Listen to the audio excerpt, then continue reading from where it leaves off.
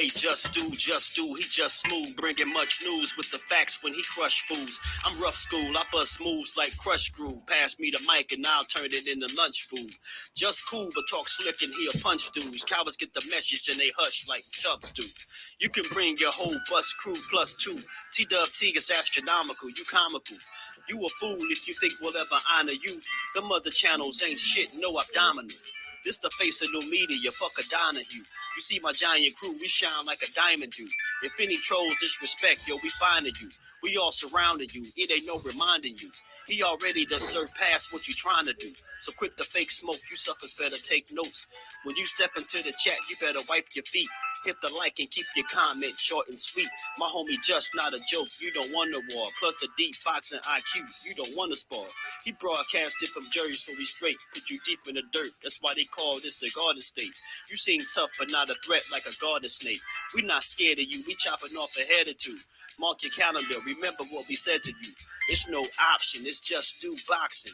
Mark your calendar, remember what I'm telling you. It's no option, it's just do boxing. Word 'em up. T-Dub-T, we in the spot. LDBC strong. What's good? What's good? Salute to the family. What's going on with y'all on this good Sunday? Hope everybody having a good Sunday, man. Hope everybody enjoyed these fights last night. You know, I had to come do my quick post-fight recap. You know, let me salute the family in the building. Salute to the queen, Lady Do. How you feeling? Baby girl, don't work too hard. You know how you do. Josh, what's good with it, my bro? How you feeling? Appreciate you for pulling up as you always do. Couldn't skip the ads. Yeah, you in here. You had to deal with it. You know what I'm saying? Smoke. Appreciate you for pulling up, bro. I know how I be. You probably on the move. Salute to you. Appreciate you for pulling up, man. How you feeling? Brendan, salute, bro. Appreciate you for pulling up. How you feeling? Canelo did better than Bivol versus Ramirez. Yeah, facts. Yeah, that's true. That's true. I thought you was about to say something else for some reason, but that's a fact, bro. I agree. Hey, you know, I'm gonna get my quick post-fight thoughts, man. I ain't gonna try to keep the people here too long. I know everybody gonna enjoy this good football that's about to come on shortly. But I just want to Skywalker, my bro, what's good with it? Appreciate you for pulling up as you always do. I just want to salute everybody in the building. Salute the family that's not even in the building. You out fishing today on this nice Sunday. That's what it is, bro. Appreciate you, Skywalker. Yeah, Lady Do, you was asking how do name in green. You a member, so your name show green to me. Yours and Skywalker, both of y'all name is in green. Just so you know. Jessica McCaskill was moving around like she just started boxing. Hey, Brendan, we gonna get into it, bro. We gonna talk about it. We got to, man. And I got love for Jessica McCaskill. I like her. I rock with her. I salute her. I support her. But man, that was a rough performance last night, wasn't it, bro? That was rough. That was real rough for her last night, man. Real rough, man. You know, real rough performance. And you know, that was for all the marbles too, man. Undisputed, that had to hurt. I know that loss stung, man. That loss stung, man. Yeah, thank you all for coming, some support. Well, I'm blue on your screen. Yeah, it's gonna show you blue on your screen, but it's green for me. Like if you was looking at the laptop, you in green because you're a member. So appreciate you being a member, baby girls. Appreciate my bro Skywalker and everybody else that's in here. Hope everybody having a good day, and we're gonna talk some good boxing.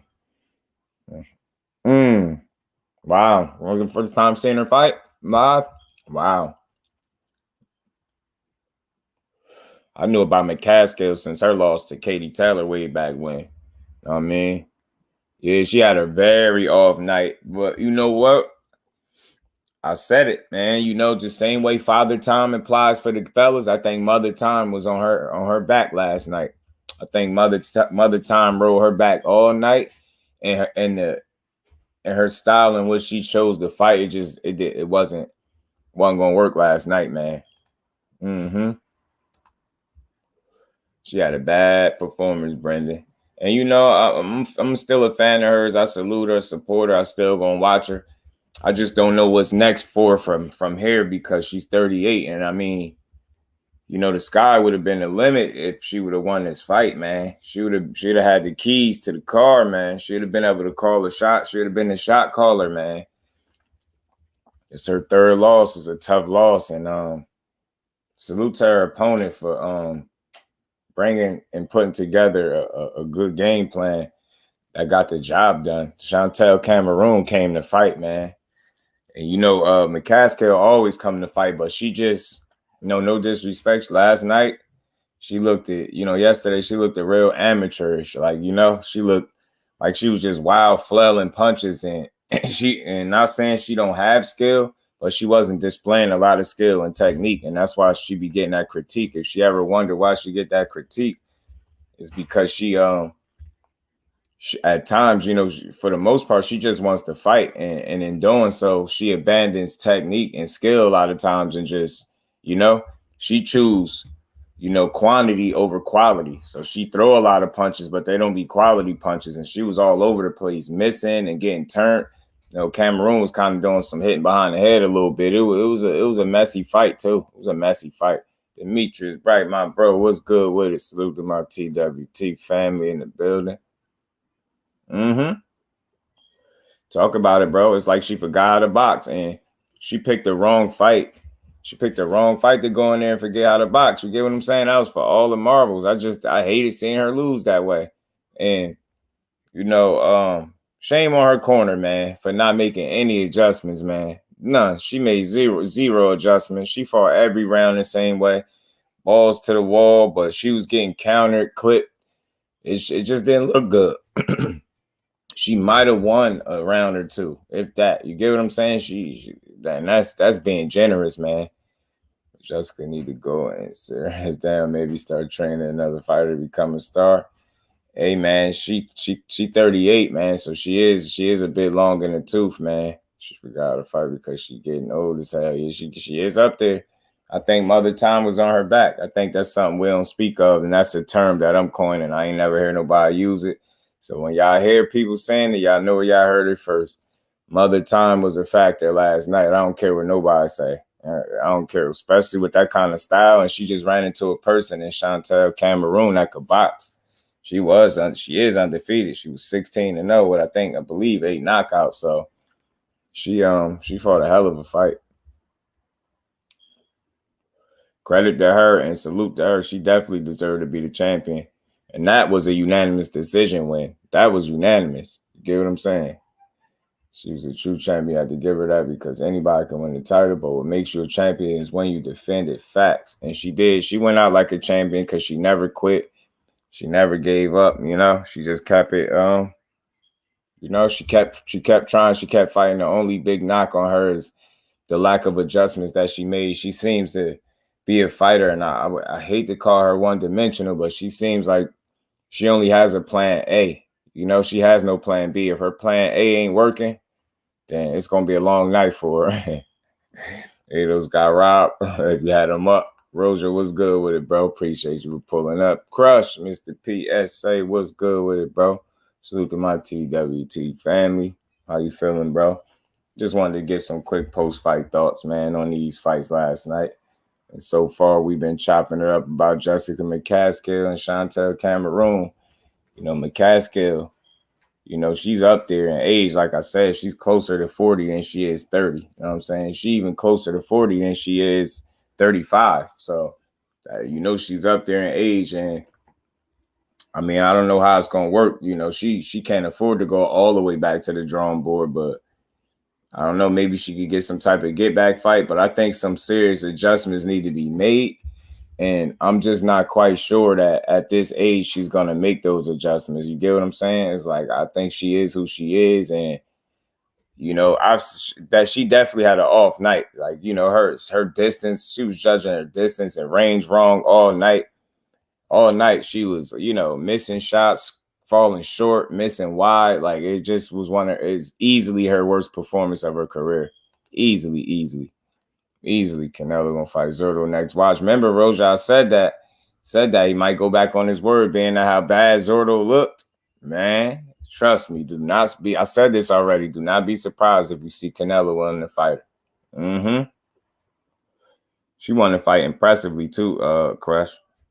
She won that joint impressively, like running away. She took that by the horn the whole time. You know what I'm saying? Yeah, man, Crush always here. Appreciate the family as always. You know, I'm not going to be super long on this because I know some football going on and I got some shorter videos I need to work on too. But we're going to get through this. Like I said, Chantelle Cameron, she could be a real champion, I believe. You know what I'm saying? It was for all the marbles, so it's unfortunate that McCaskill came up short. I definitely went into that fight rooting for her, but you know, when I seen how the fight was playing out in the first 3 rounds, I knew it was going to be a long night for her because, you know, her style is her style, and it has worked for her through the bulk of her career. You know, she's been in large part pretty successful with the style that she come with, but I'm a firm believer of, you know, especially when you trying to compete at the top level, the elite level, and all the marbles on the line. I believe any fighter, you know, any true fighter that's you know, coming prepared is going to have a plan B. And I just didn't see that from McCaskill. She had no plan B. You get what I'm saying? And that's, you know, I mean, that she is who she is. She fight how she fights. She really didn't have a plan B. Her plan A was to come in there and just work and throw punches and try to wear her opponent down. But it's just, Cameroon just wasn't going for it.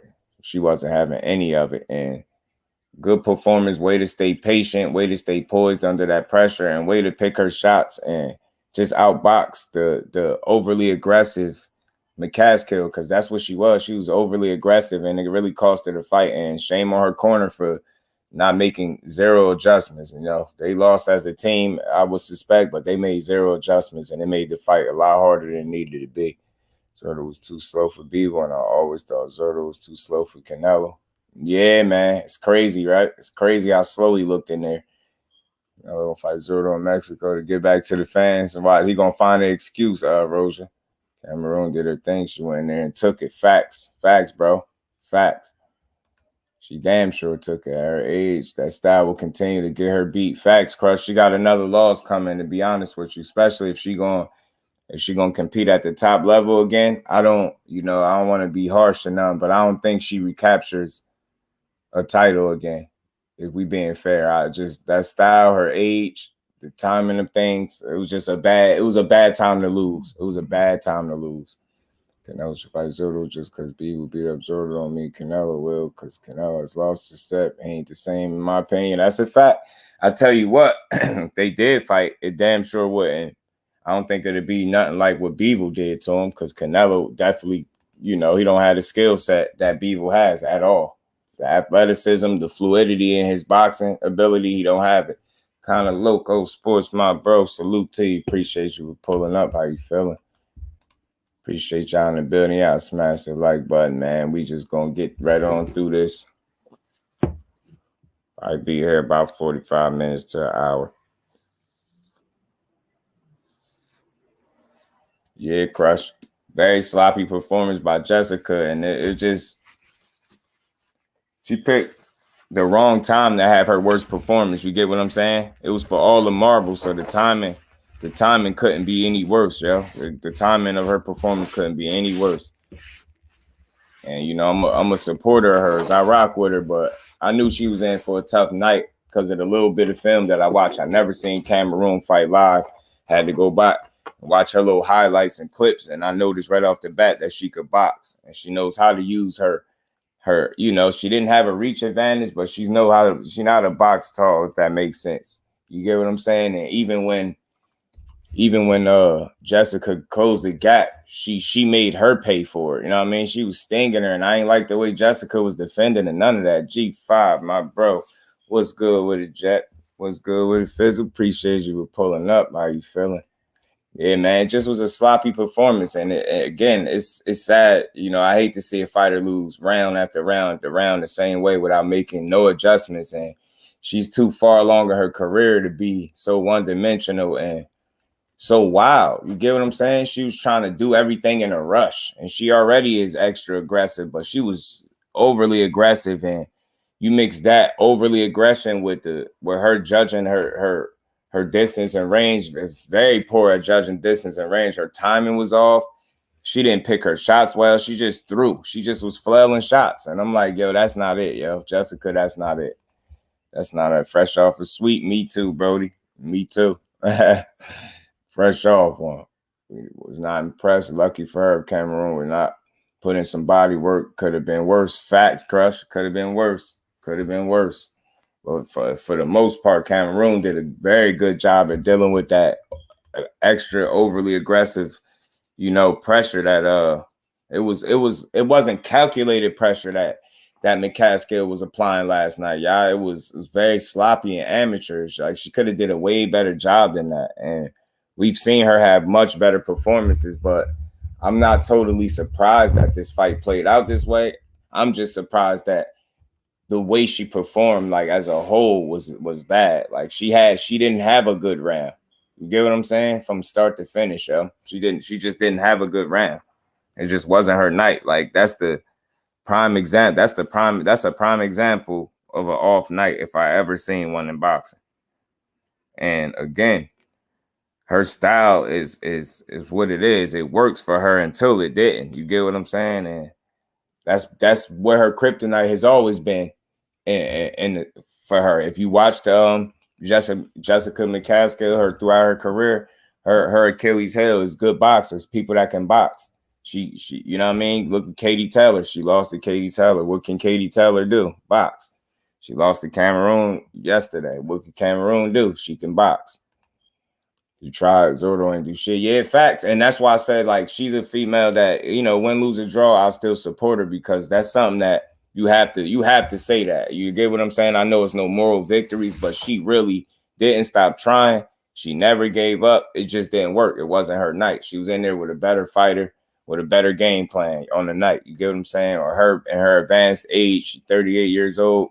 It's just going to get tougher. The fight's going to get tougher with that kind of style, because once you start to lose things physically, and your reflexes and speed and things like that start to go, you notice she was super aggressive, but it was so ineffective for pretty much the entire fight. You get what I'm saying? Usually when she's aggressive like that and getting in somebody's chest and working, her punches are a lot more accurate and on point. She hit the target a lot more often than what she was doing last night. She was getting peppered with stuff. Like, it just didn't look good. And she made no adjustments. Like I said, can't stress that enough. She made zero adjustments, bro. I'm just not a fan of that. She had a plan A, and that was it. Her plan A did not work, and she just lost. You know what I mean? Salute to her for never giving up. She took her loss how she take her wins. I don't think she showed poor sportsmanship, so that has to be said. Like I said, I get it's no moral victories, but she did try to win. She tried. She just came up short, and it wasn't her night. Pressure off instinct rather, or boxing IQ. You get what I'm saying? And at some point, you have to have that. You have to have some IQ to rely on. I'm not saying she don't have it or have skill, but she didn't display a huge amount of skill last night. She just did anything. You get what I'm saying? Salute to all eating pizza. Appreciate you pulling up, bro. Enjoy the pizza, man. With Ramos teaching the style, and is not going to beat the elites with it. Facts. It's not 5. It's not. She will never be the elite fighter that way, yo. She's too old, so I don't know how far to the drawing board she gonna actually go, or she can actually afford to go. But whatever she do, I wish her the best. I still support her. I don't know where she goes from here. You know what I'm saying? Zurdo was touching gloves every time B would put them paws on him. Yeah, and you know what? I hate that. Just from the outside looking in, I hate how that looks. I hate to see a fighter keep on touching gloves. He was touching gloves because that was the only damn way you was really able to put a glove on him, is when he touched gloves at the end of the damn round. It's the only time he was that's the most touching. He did more touching after the round with the banging of the gloves than he did during the damn fight. That boy was getting beat up. And again, man, I'm going to use this as an example. Now, I know he ain't the type of puncher that Better Diaz is, right? I understand that. But for the people that was picking Zurdo, remember, man, when I tell y'all, when I say this, and I'm going to keep saying this, and this was a prime example of it, bro. When we are talking about the elite level, it's safe to say Dmitrii Bivol operates at an elite level. When you talking about the elite level, and all you talking about is the reason Zurdo gonna win is because he's bigger and stronger. No disrespect, it almost sounds like a casual way of thinking. Like, you mean to tell me, out of all the Bivol fights you watch, especially if you've been watching boxing for years on end, you've been watching this dude for years, you telling me you thought all it was gonna take was a guy that was bigger than him, that allegedly punch harder than him, was gonna be the reason he lose? What about the skill? I ain't hear nothing about no skill. Anybody that was picking, you know what I mean, Zurdo to win, it's just, he's bigger, he's gonna stop people, he's gonna do this, he's gonna be too big for him, the pressure, the combination punching, all this and that, right? Man, I tell y'all, he ain't fluid. He ain't nowhere near as fluid nor disciplined in the ring as Dmitrii Bivol. He's nowhere near it. Can he fight? Yes. Can he box? Yes. Do he have good size? Yes. Do we got good punching power? Yes, he do. But what does that matter if you cannot land? You get what I'm saying? The man couldn't land no power. Yeah, he landed some solid shots. It's a fight. He gonna land good shots. He's a fighter. He ain't quit. But he looked like a deer in the headlights, man. Zurdo is food, bro. He is. Man, he looked like a deer in the headlights. And this is why I always preach this. It's very important for fighters to challenge themselves accordingly throughout their careers, because it's very important for the maturation process. It's like you can't grow if you constantly fighting guys that you're supposed to beat. It's almost like they're giving you the Rocky treatment in real life. They're giving you a bunch of well-picked, hand-picked fights to make you look good and build your profile. And they done built you up 40-some-odd fights. I think you 44-0. You get what I'm saying? They padding the hell out your record. It's looking good. You making money. You flying under the radar. Nobody really expecting much of you because you out of sight, out of mind. But when you fight, it's somebody that you're supposed to beat. So therefore, all your handlers did was put you in a position for your fall from grace to be a far one. Like that's gonna hurt, man. That's gonna hurt your confidence and all of that. Like you ain't get stopped, but he beat your ass for 12 rounds. That boy was touching you up, and the only touching you was doing was after the rounds to give him, respect for beating your ass for 3 minutes at a time. That shit was crazy how he was doing that, boy. I'm like, man, you keep tapping gloves. You need to be making an adjustment in the corner or something. I don't know what the hell they was teaching you. I don't know what y'all was working on. I don't know what adjustments you was told to make, but I ain't see you do nothing but get beat up round after round, looking like a deer in the headlights. You see what happened when you put you in there with a bunch of food and then the tables turn and they throw you in there with the elite level. You don't know what to do. He did not know how to respond. This dude was throwing pity pat punches. I ain't never see Zurdo do that. And again, y'all, I'm going to say this. The way Dmitrii Bivol attacked him from round one set the tone, y'all.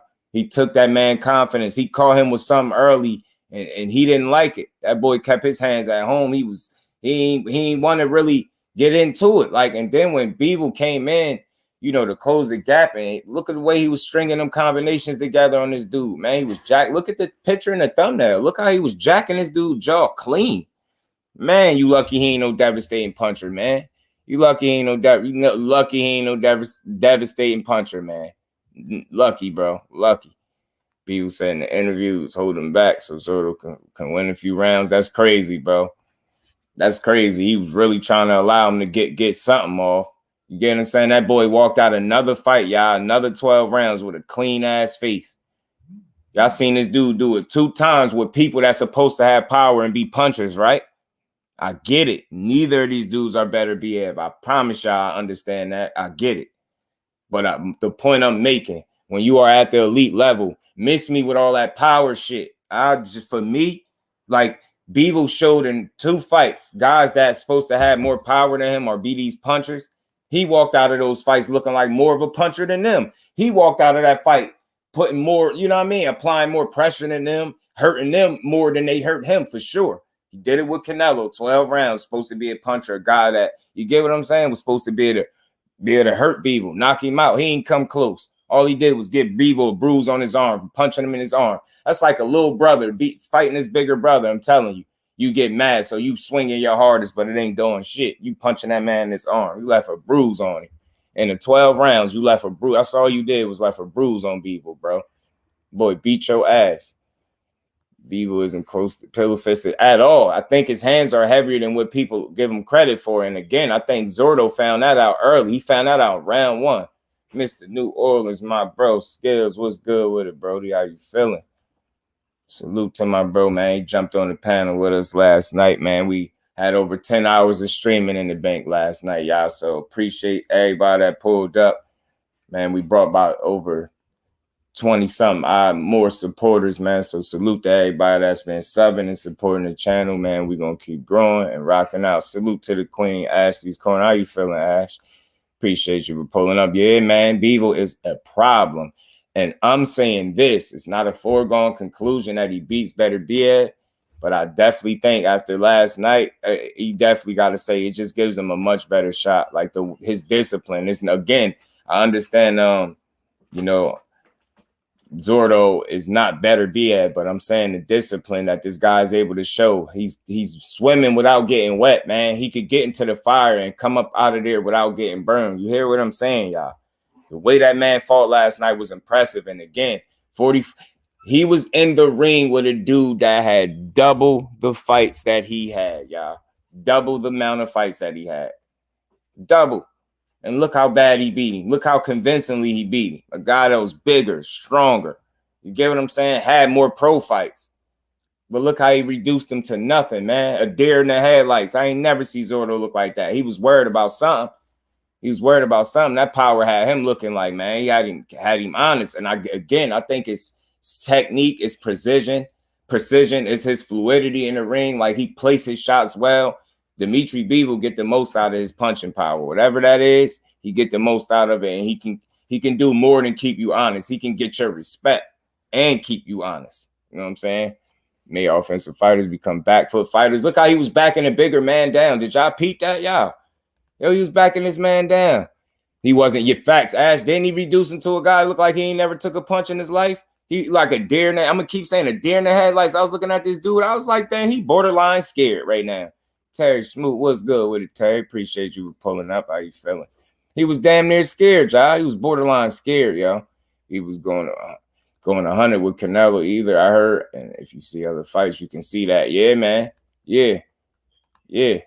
Arthur different, definitely. But see, my main point that I'm making with that, Ash, with that matchup is, again, and I'm just challenging people, boxing brain just a little bit. I'm challenging people to tell me more than he gonna get knocked out. That's all I'm saying. Like, tell me more. Tell me how Better Biev gonna get the knockout. I ain't saying he can't. He can knock out anybody he catch with the right punch. That man is a true mauler, a puncher. But when I hear people say, you know, they be like, you know, Better Biev different. He gonna knock him out. I get it. I agree he different and he can knock him out. But how he gonna do it? I just want to hear a little bit of how people think he gonna set him up for the knockout. Because there's no doubt in my mind that Bivol will be the best person he fought. You get what I'm saying? You get what I'm saying? He'd be the strongest and most physically mauling guy that Bivol fought. But I don't know. And this is a good question, y'all. Will y'all chime in? Will Better Biev be the best opponent skill-wise that Dmitrii Bivol faced? And will Dmitrii Bivol, you know what I'm saying? The same thing. Will Dmitrii Bivol be the best that Better Biev faced? You know what I'm saying? Will they be the best opponent that each other's faced? Who has came closer to seeing someone closer to the, you know what I mean, to the opposite opponent? Like, has Bivol fought anything close to a Better Biev, and has Better Biev fought anything close to a Bivol in terms of skill and or power? You know what I'm saying? Complete. Either or, you know what I'm saying? Better Biev and Bivol have similar styles. They just implemented different. They both have high boxing IQ. That fight will come down to who wants some more, in my opinion. I could see that. He schooled two so-called people that would be a threat, but he made it look like another day in the office. That's a fact. Borderline. What's that? You know what I'm saying? Jeff, what's good with it, Jeff? Appreciate you for pulling up, my bro. How you feeling, Brody? He little boy Zurdo, man. Yeah, man. He made Zurdo look like a little kid, man. Bivol box circles around Arthur. I'm just saying the possibility is there that he can That man was swimming without getting wet, and we seen him do it for 24 rounds. I'm gonna say this. I've seen more vulnerability in Arthur Beterbiev than I have Dmitrii Bivol. I think Bivol has better defense. He's a better feet. I know for a fact Arthur Beterbiev is stronger, but he also has a high IQ and he can box. He can cut the ring, but his feet are kind of slow. You get what I'm saying? I think he would back Bivol up. Yeah, he would have to. Most certainly. Most certainly he would have to. But the thing is, I think Bivol, I know Bivol could fight going backwards. He could fight backing up. And I think he controls distance and range better than Beterbiev. But Beterbiev, like I said, does have IQ of his own and is very capable of cutting the ring. But again, you know, the difference between Bivol and any other opponent, I know Bivol won't be scared. I know he's not going to fight timid. You know what I'm saying? He going to fight with the confidence that he got. He either going to go down fighting or he ain't going to fight at all. You know, Bivol held back with all that Canelo and Zurdo. He just schooled and even said, try to let Zurdo get some rounds. There's levels to this fact, man. Bivol took Zurdo's best punch and kept coming. That's a definite fact he did. He did. Beterbiev overall offense is a problem for Bivol because Beterbiev, unlike Canelo, puts punches together instead of loading up. That's a fact. That's a fact. He do put punches together. But again, that's why I say the feet will come into play. You get what I'm saying? The feet range, the range that the fighters fought at will come into play. I don't think Bivol would just allow Beterbiev to run in there in his wheelhouse without feeling nothing. You know what I mean? I seen Bivol wobble. You know what I mean? I seen him buzzed in the fight. I never seen him dropped or hurt real bad. I've seen Beterbiev get dropped, and I've seen him look vulnerable. You know, they both look vulnerable in fights before. Jessica disappointed me. Yeah, man. Where was her skills? I don't know. She left them home, Jeff, bro. She left him home. Yeah, he's got natural power. And you don't have to load up to hurt you. Yeah, everyone they look like they getting hit with a blunt force. They are, Ash. That's a bear with a glove on, Ash. But again, I just feel like, you know, when we operating at the elite level, you need more than power. I know Beterbiev has more than power, but I don't hear people explain that. Like, they just be like, he gonna knock him out. I'll be like, nah, I'm not sold. I'm not sold on that as an explanation. To Russian slugfest, I'm telling you, it's gonna be rough, man. He gonna have to be smart. It's what I know. You get what I'm saying? But I just think it's a better fight than what some people say. And I think the knockout, he will make Beterbiev earn it. You get what I'm saying? Where some people just, Joe Smith was right there to be knocked out. He couldn't do anything with Beterbiev, nothing. Jess was going to lose. That style can't be fully successful without leading and using the jab. That's a fact, Fi. She ran into a fight. Her kryptonite, bro. It's a boxer. Her kryptonite. It's always been that. A boxer. Katie Taylor, different style, different fighter, different skill set, but definitely still a good boxer. And that's what Cameroon was last night. Always going Bivol only dealt with Joe Smith pressuring him and got rocked badly. Yeah, because it's like he had a lapse in judgment, and it's where he got hit at. You get what I'm saying? It's where he got hit at also. But I've seen Beterbiev buzzed as well, and I've seen Beterbiev drop. So you get what I'm saying? So they both shown vulnerabilities. And what I'm saying is a lot of times people make it seem like power is just going to win him the fight. You got to tell me something. I want to hear how he going to get this knockout. I ain't saying he can't get it. I just want to hear it. You know what I'm saying? Like, and again, just challenging people, not in a bad way, but just making people think a little bit. You get what I'm saying? Instead of just saying the simple answer, you gonna knock him out. That's surface level stuff. Like even me saying Bivol gonna outbox him, I go in depth a little bit more. It ain't gonna be that easy. You know what I'm saying? It ain't gonna be clean. Bivol won't have the luxury to give up rounds versus Beterbiev. Yeah, shit. But you know what? You see how fast he started last night? You know what I'm saying? Ghost was good with it. Yeah, man. Hopefully dude is good because his corner should have stopped that fight. They should have saved him from himself. Zurdo that he fought. He thought he could outbox Bivol. It was a dumb game plan. But Beterbiev not gonna box him. You don't box nobody now. He gonna try to maul him and you know, make the ring small, be physically imposing, and put some heat on him. Bivol is off there is beat 50-50. To me too. Off this power, just like Deontay's, could care less about your boxing powers. 90% of Wilder's opponents was clearly better boxers. Certain type of power override conventional IQ. Yeah, but I still say this, and that's fair. That's fair. That's why I like having these conversations. That's fair. But see, I think for me, I think he's had these fights where these guys are lesser skilled fighters than Dmitrii Bivol, in my opinion. He got quite a few, got maybe about a handful of opponents in particular where he had later round stoppages, and I feel like those guys are not nearly as good a boxer, and definitely don't. I think what I'm saying, pretty much what I'm saying with Bivol, this is a 50-50 fight to me. It's not a foregone conclusion. Y'all making good points. Like I don't argue good logic and skills. What you're saying is right. Like that power, man, it could override, the conventional IQ for sure. Because once he land on you, you could be boxing your ass off for 8 rounds. He could land in the 9th and just end the fight. You know what I'm saying? Or even earlier, depending on what he land. But I think when you're dealing with Arthur Beterbiev, if you look at the fighters and how he get these guys out of there, like if you look at Marcus Brown for perfect example, that was a bloody ass fight. He fought harder, Arthur Beterbiev. He got the cut, right? But Marcus Brown had some moments in there as well.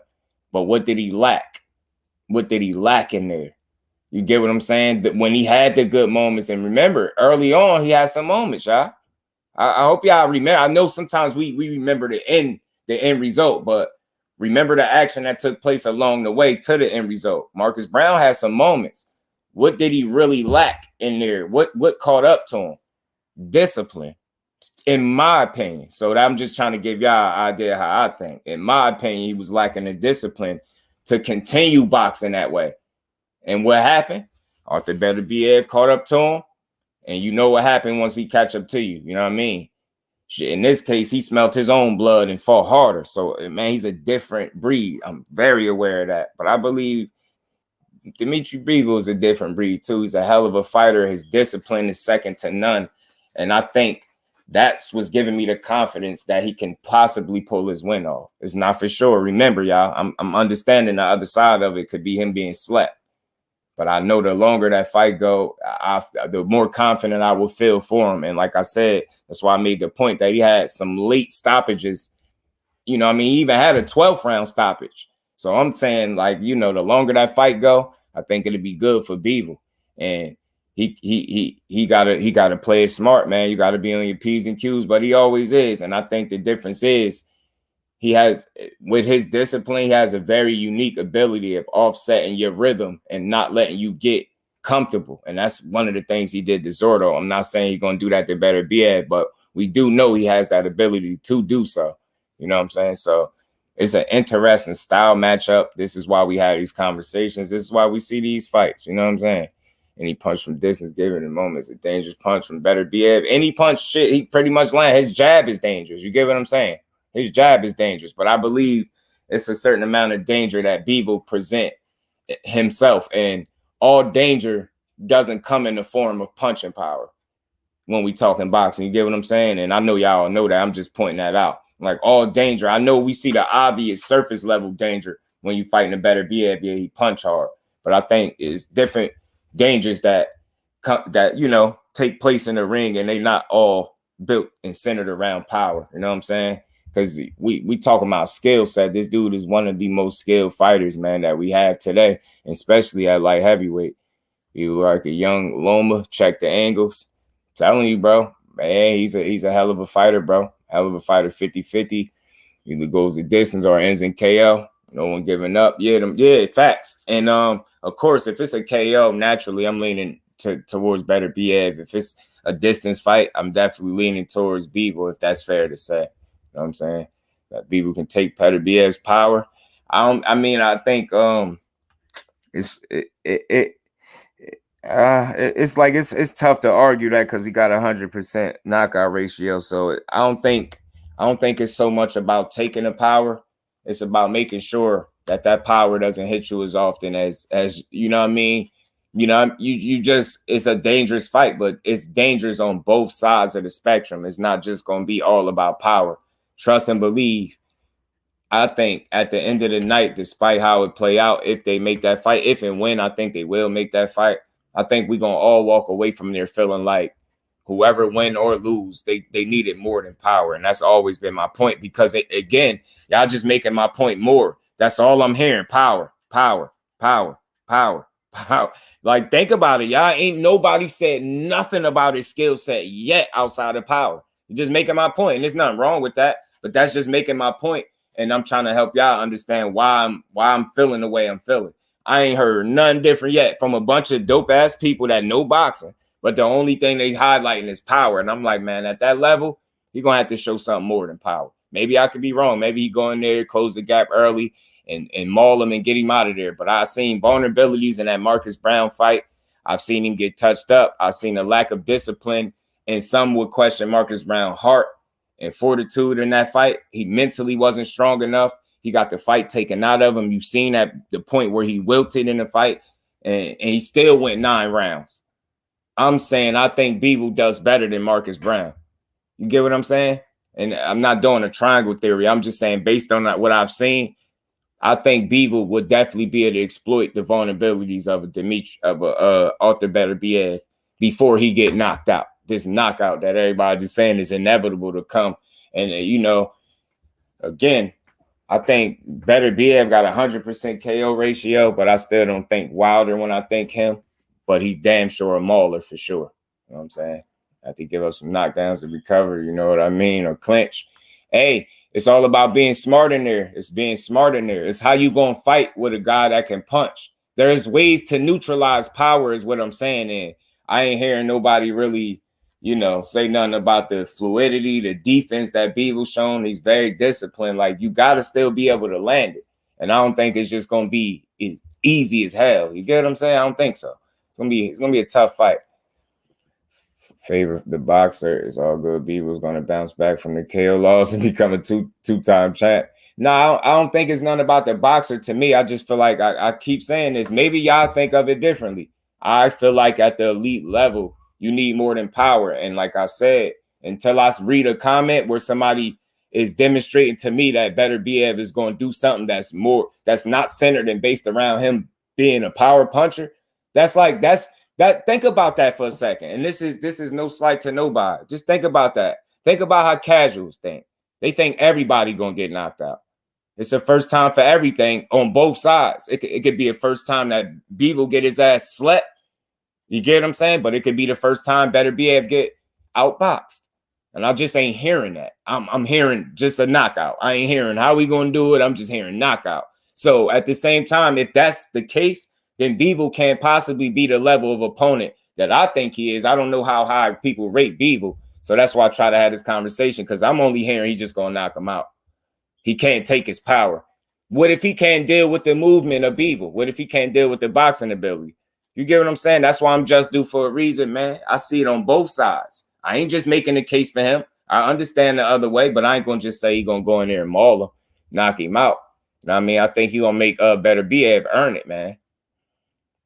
Nah, hell no. He was Ash, man. That's the prime example of getting the lights turned up, leaving the lights on, but nobody home. That was that, yo. It Beterbiev lands, he got it. I mean, it depends on what he land. That's what I'm gonna say. It depend on what he land and when he landed. I will say that. It's a genuine debate. Yeah, facts. And it's a good one. It's a healthy one. And now you see, I welcome all the diversity. Like, I'm standing strong on that. And again, I'm not saying for sure he beats him. I'm just trying to get people to explore the possibility that Beterbiev can lose. He is getting old. We just seen Mother Time all over Jessica McCaskill back, and she 38. Beterbiev about the same age. What if Father Time jump on his back on the night? You get what I'm saying? It's a lot of other factors. Like, not just, I don't think that fight is black and white. It's just a foregone, because that's all I'm hearing. Knockout. Again, power. He's too strong. If he lands, it's over. It's like, what if Bivol outbox him? That's not possible. Like, you get what I'm saying? Who's the better fighter to y'all? Who got more skill? Who showed you more wrinkles to their game? Because all people talk about with Beterbiev is his power. He got more than power, but I'm trying to get somebody to talk about more than what he do. I'm not going to make that argument for y'all.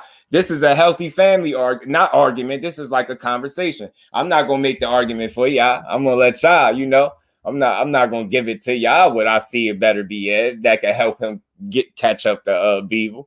I know what I'm saying? I'm just for a reason. I see it on both sides, so I ain't about to tell y'all though. You know what I'm saying?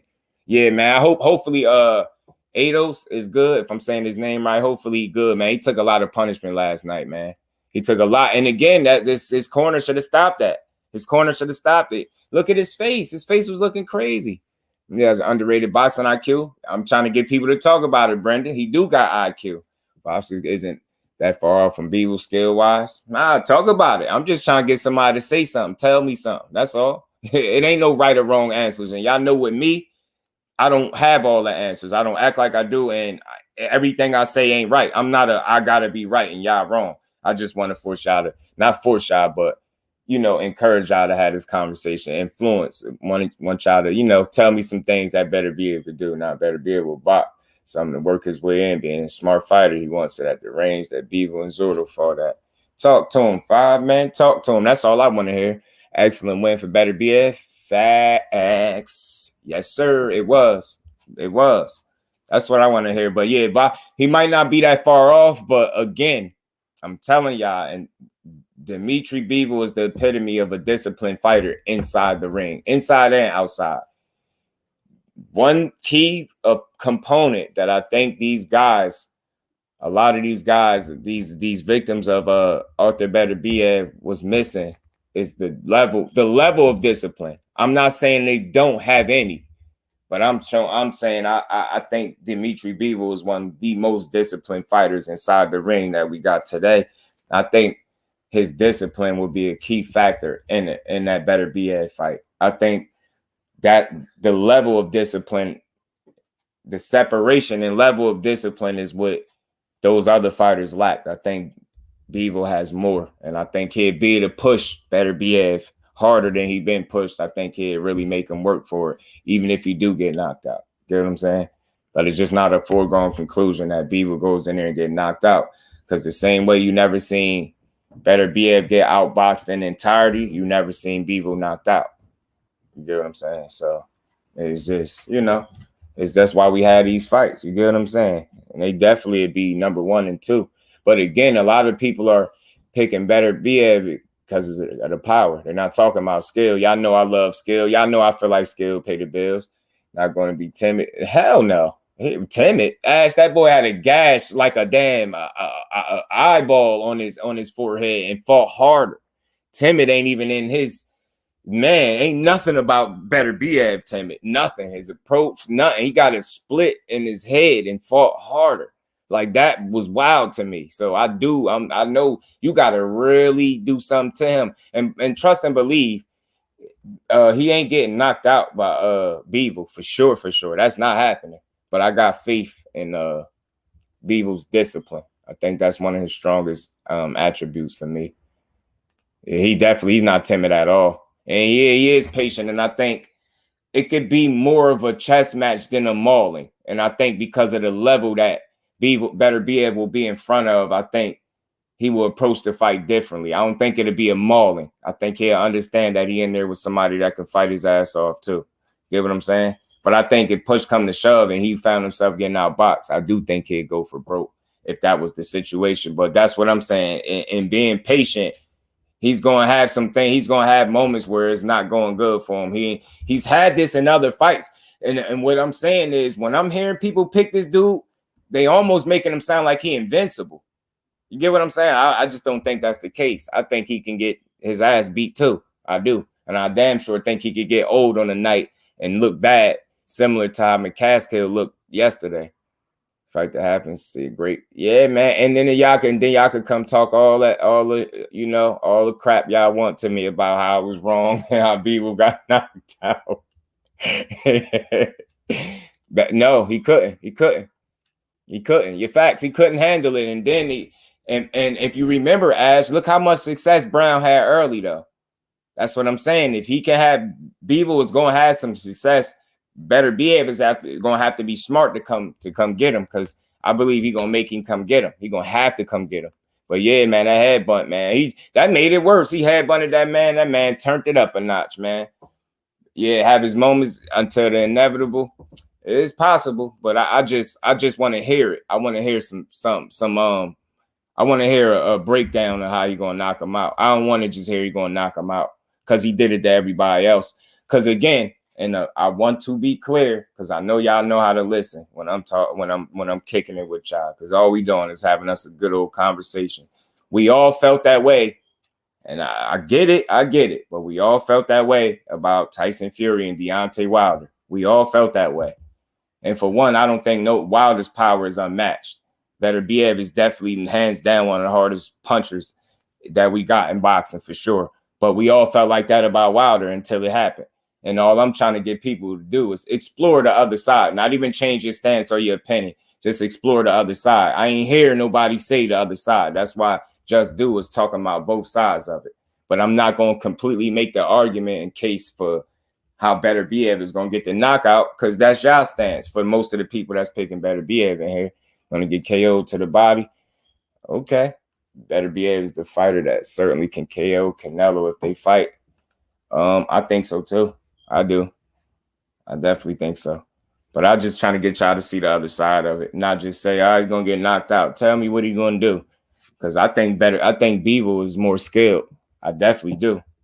Beterbiev has IQ, but I definitely think Bivol is more skilled. Beterbiev has slow feet. They're not trash, but they're slow. I think that's the area Bivol could take advantage of. If he controls the distance and range, he will be able to control the pace of the fight. And controlling the pace of the fight, you make a fighter fight closer to the kind of fight you want to fight. I'm not saying it plays out that way 100%. I'm saying that's a possibility because of the skill set that Bivol possesses, especially with his feet and his movement and fluidity. Arthur Beterbiev definitely got some of the slower feet. Pick him fight. Yeah, exactly. It is. Oh, shit. Hold on. Zurdo Bivol. It felt like that. It did on paper, Ash. It did. On paper, it did. It did. I ain't gonna lie. On paper, it did. But shit, I think we know beyond paper. We know in the actual ring, that's a real pick 'em. Like, at the back of my mind, Zurdo, it wasn't his pick 'em to me. And I ain't just go straight out, oh, he's gonna dominate. I didn't think it was gonna be like that. But I always question this. I said he had a padded record, and I always said when they threw him in there with somebody that was elite, he was going to lose. I always said that about Zurdo. When I seen that how they was moving him, when he was about 30-something I was like, yeah, I see what they doing. They not really putting him in there with nobody, getting him paid, and people like him, and they just, they milking it. And I think when they threw him in there with somebody, he was going to lose. But yeah, I think I say this, Ash, this is a pick 'em fight on paper and in the ring for real. The action going to play out like that. With Zurdo and Bivol, it was just pick them on paper, and it was like, damn, he laid an egg in the ring. But I will say I didn't expect that. I expected more of a fight, but I did say Bivol was gonna win by decision. I didn't think he was gonna beat him that convincingly though. Like the whole Canelo beat Beterbiev and Bivol now was shut down. Yeah, I'm glad it took Bivol to beat him up for people to get that pick 'em fight. How was Zurdo? It just was, man. I mean, you feel like Zurdo trash. The 44-0 says otherwise. You get what I'm saying? I wouldn't say he was trash. I would say he wasn't tested.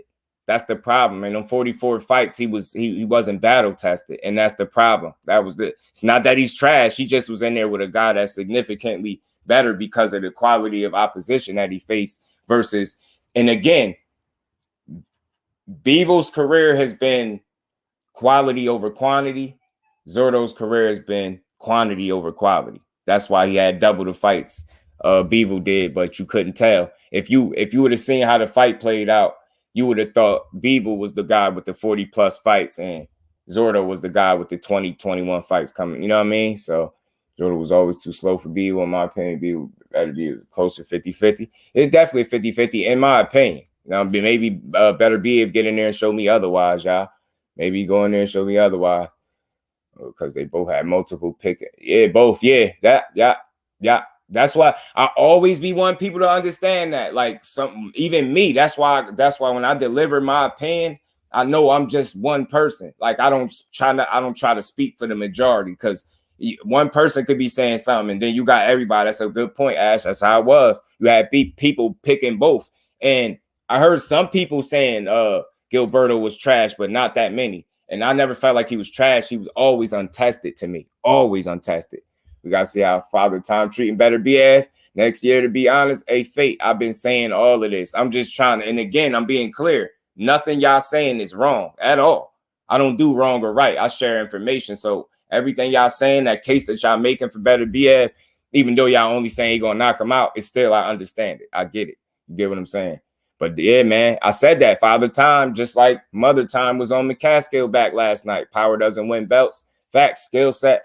I'm just a firm believer in that. That's all I'm saying. And that don't make me right, y'all. That just means I see it that way, and y'all see it like, nah, it look better, be different. I get it. You know what I'm saying? But I just wanted to use that Wilder as an example. We all felt like he was going to knock out everybody. We knew for sure he was going to knock Fury out, and we understand the help and all of that shit. But you get what I'm saying. We all thought that, you know what I'm saying, for sure. But what showed up in that fight ultimately? Skills. You get what I'm saying? Skills showed up. After you look at the totality of the 3 fights, we know the cheating and all of that. But at the end of the day, the skills was the, you know what I mean? That was the telling factor, the skill sets. That's all. That's all I'm saying. And I'm just getting y'all to think about that other side of it. That's all. So you can fight off the back foot and box. Yeah, he can box a bit off the back foot. Both of them can, I think. I think Bivol is a better boxer, though. And he's more fluid, better feet. He's a more complete, well-rounded boxer. But the things Arthur Better do, he do them very well, and they're very successful for him. And he's been very successful. You know what I'm saying? He's going to be a tough guy to beat because of the things that he do well. You know what I'm saying? And just having a power that could shut your damn lights out. Oh, but no one mentions it. Better be. Yeah, he could box. But see, that's why I'm trying to have this conversation. I've been asking people to tell me how is he going to set up this knockout over Bivol. I'm trying to get y'all to say it. I will drop the link if y'all want to come up and talk about it. I'm just having a conversation. I'm glad that I could have it with people that understand I'm not right up here. This ain't no right or wrong. That ain't how I don't do that. Yeah, what y'all saying make good sense, making good points. I know y'all could go a bit deeper there in terms of skill set and what y'all seen in Better Behave, or are y'all just enamored by the power? Let me find out he rocked y'all to sleep with the power and y'all don't think he need nothing else. I'm gonna get y'all to tell me what he do. Just more power. He has skill set, the kind of thing folks oversee. Yeah, he do. Yeah, I just want to hear it though. I know he got it. He changed my mind with the Smith fight. Yeah, that was a good fight too, Ghost. That was a good fight. Rozier brought that up. He brought that fight up. Picks. No, I don't know. I communicate a lot differently than y'all dudes, man. I be understanding differently, yo. Like I really do. Like I really be understanding people. That's why I rarely get into arguments. Arthur's skill set is to set you up to land that power shot. Yeah. I say this. You would agree those skills in setting up that power, you need your feet. You need to take your feet with you, right? Because your feet ain't there, you can't punch. And what I'm saying is, although his hands are very educated, he has some decent feet too. They're not trash. I would not say that. He's a good fighter all around to me. You know what I mean? But he has limitations or he has deficiencies. I believe his feet is one area where, you know, he that's an area where I think Bivol will be able to exploit. If Bivol is able to control the distance and range that they fight at, I think it's fair to think he would potentially be able to control the pace to a degree.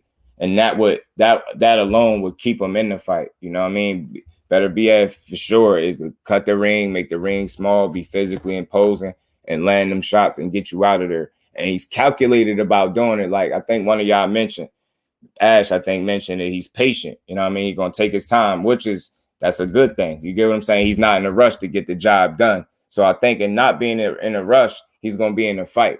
You get what I'm saying? I believe that can be a boxing match, but I believe the minute he wants to turn it into a fight, he can. But how the fight will play out once it turns into that fight, who knows? Because I know Dmitrii Bivol ain't going to stand right in front of him. That's what I know. So however it plays out, I think Bivol will he'll make Better Behave earn it for sure.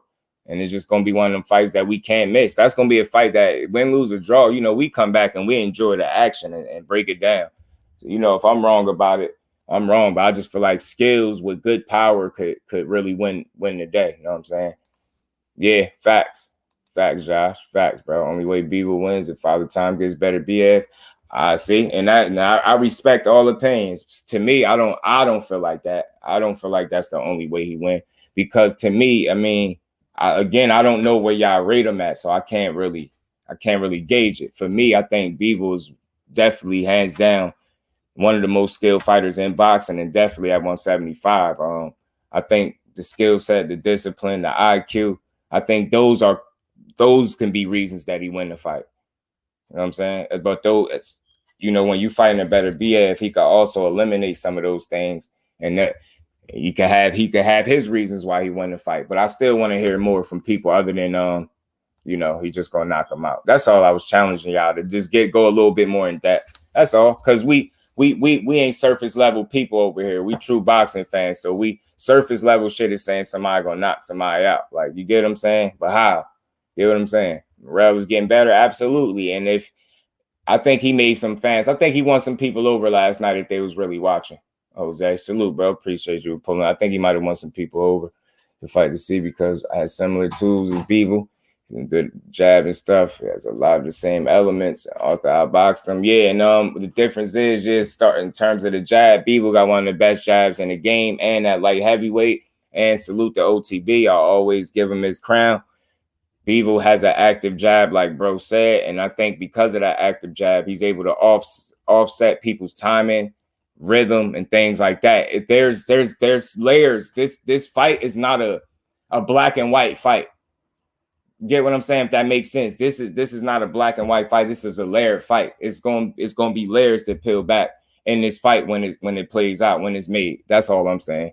Either way it go, because I don't have to be right. Like, I'm just sharing a perspective with y'all. That's all. People wants to neutralize power. You got to ask Andre Ward. Hey, Andre Ward knew how to do it. Andre Ward knew how to do it. Fate. That's a good point. He's one of the best. People put so much work into. Yeah, but I won't feel bad for him if he lose. I won't feel bad for neither one of them dudes. I think they're gonna be real. So you think better be at any skills? I do, but I wasn't gonna break them down, because what I was saying was my argument was more so for, not my argument. My stance was more so for how Bivol it's a closer fight, and I was trying to explain the things that Bivol had that I think make it a closer fight. For the people that was picking better BF, I was asking them to tell me some of the things he do. You get what I'm saying? Instead of making both or having both stances, I'm making one and saying if y'all could tell me what y'all feel like better BF do in there that's just gonna get him this knockout. Because I think, like I said, when you at the elite level, you need more than just power. And again, I say elite level, that's for both of them. So I think both of them are elite. I think both of them operate at the elite level. That's why I said that at the elite level, you need more than power. And I ain't hear nothing outside of he gonna knock him out. And you know, I guess his skill set is his what he say his style is the, you know, he says something and knock you out, but close. Did he say something about closing the gap? Oh, there you go. Set you up. There you go. Set you up and land a power shot. Fact. So he went the most in depth in terms of, like, you know, Ghost giving a good example of but yeah, I definitely think he got skills, Ash. I know he got skills. I don't think I know. But I just wanted to hear what people thought. And sometimes I just challenge people to think, to see if they really thinking. Like, you get what I'm saying? You're saying knockout. All right, cool. What are you going to do in there? But they don't say nothing. I just keep hearing strength and power. So I don't. And I hear he has skills, but I ain't hearing nobody say nothing. So I ain't making the case for both. I'm only making a case. And I'm not even making the case that Bivol wins. This ain't no 100%. I'm making a case for how this fight is closer and how he could potentially win or offset some things that better BF do. Is just not a foregone conclusion to me. Both having faced fighters like each other. That's a good point. I said that earlier. I asked that. See, I'm a fair person. Yeah, I'm a fair person. I ask the questions because it's not a right or wrong conversation. It's like, what y'all think?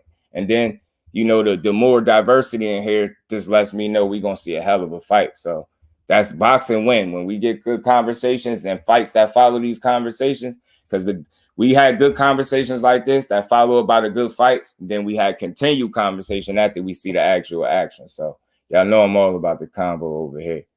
Definitely has more than just power. He cuts the ring off, throws his jab, takes half step back. That's all. See, that's all. It's moving more laterally now. It's just better. It isn't just better be his power sticks out like a sore thumb.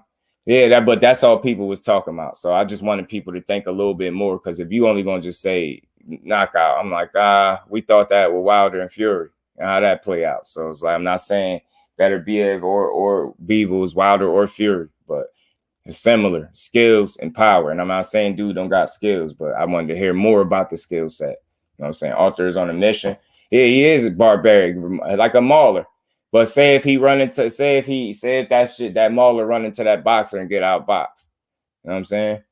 They made great point. Cuts the ring off, but in cutting that ring off, he does have moments when he kind of follows you around the ring too, because he allowed Marcus Brown to get away for a bit in that fight. You get what I'm saying? He did allow him that. And Bivol moves a lot better than Marcus Brown. He's more disciplined, and I believe he picked his shots better. He's more he ain't gonna be timid. I believe Marcus Brown was fighting timid the entire fight for the most part. He was worried about the power from the rip. I don't think Bivol gonna fight like that. You see how he wasn't worried about the size and power of Zurdo. No, I'm not saying Zurdo was better be but I'm just saying, see the confidence that he fought with is gonna be something to see, man. Allowed to be boxing 10 ounces. Bivol was my hero. He can be Canelo Ramirez. He the new Mexican monsters. Facts, man. Facts, Jeff. Facts. Decorated amateur. Jay Miller, what's good with it, Jay? My bad, y'all. Let me speed up, man. My bad. I'm way behind, y'all. Let me speed up. Johnny Q, my bro, what's good with you? My bad, y'all. Y'all know I've been on this. Let me try to get y'all. He said something about his skills, his angle, stutter, effective head movement. That's all I was getting y'all to do. Just to get y'all to think a little bit more. Not saying that y'all don't think, but I'm just saying, like, I hate that. It kind of annoys me when I keep hearing knockout, knockout, knockout, because we know it don't work like that. Knockouts don't happen that simple unless you Wilder. You know what I'm saying? You know what I'm saying? Then I get everybody. More skill and boxing ability than it appears to the eye. He showed he has the ability to box and use his jab against Joe Smith. Joe not Bivol, but doesn't mean he can't have some success. Yeah, he gonna have some success and he can box. He got a heavy ass jab too. Better Biev does. He's very capable of cutting the ring off, but I see moments where he kind of follows his guy a bit too, because he got some slow ass feet in there. You know what I'm saying? And that could be problematic. That's all I'm saying. That's the area that Bivol, a fighter like Bivol, I think can exploit the slow feet. Bivol's feet are the biggest problem for Better Biev. I've been saying this. But again, that's all I do is challenge the thinking. Like, I don't want to just hear no knockout. We ain't surface level people over here. Y'all gonna keep hearing me say a lot of different shit, man. I really be thinking over here, man. So I just be wanting to know what the people think as well. Man, yeah.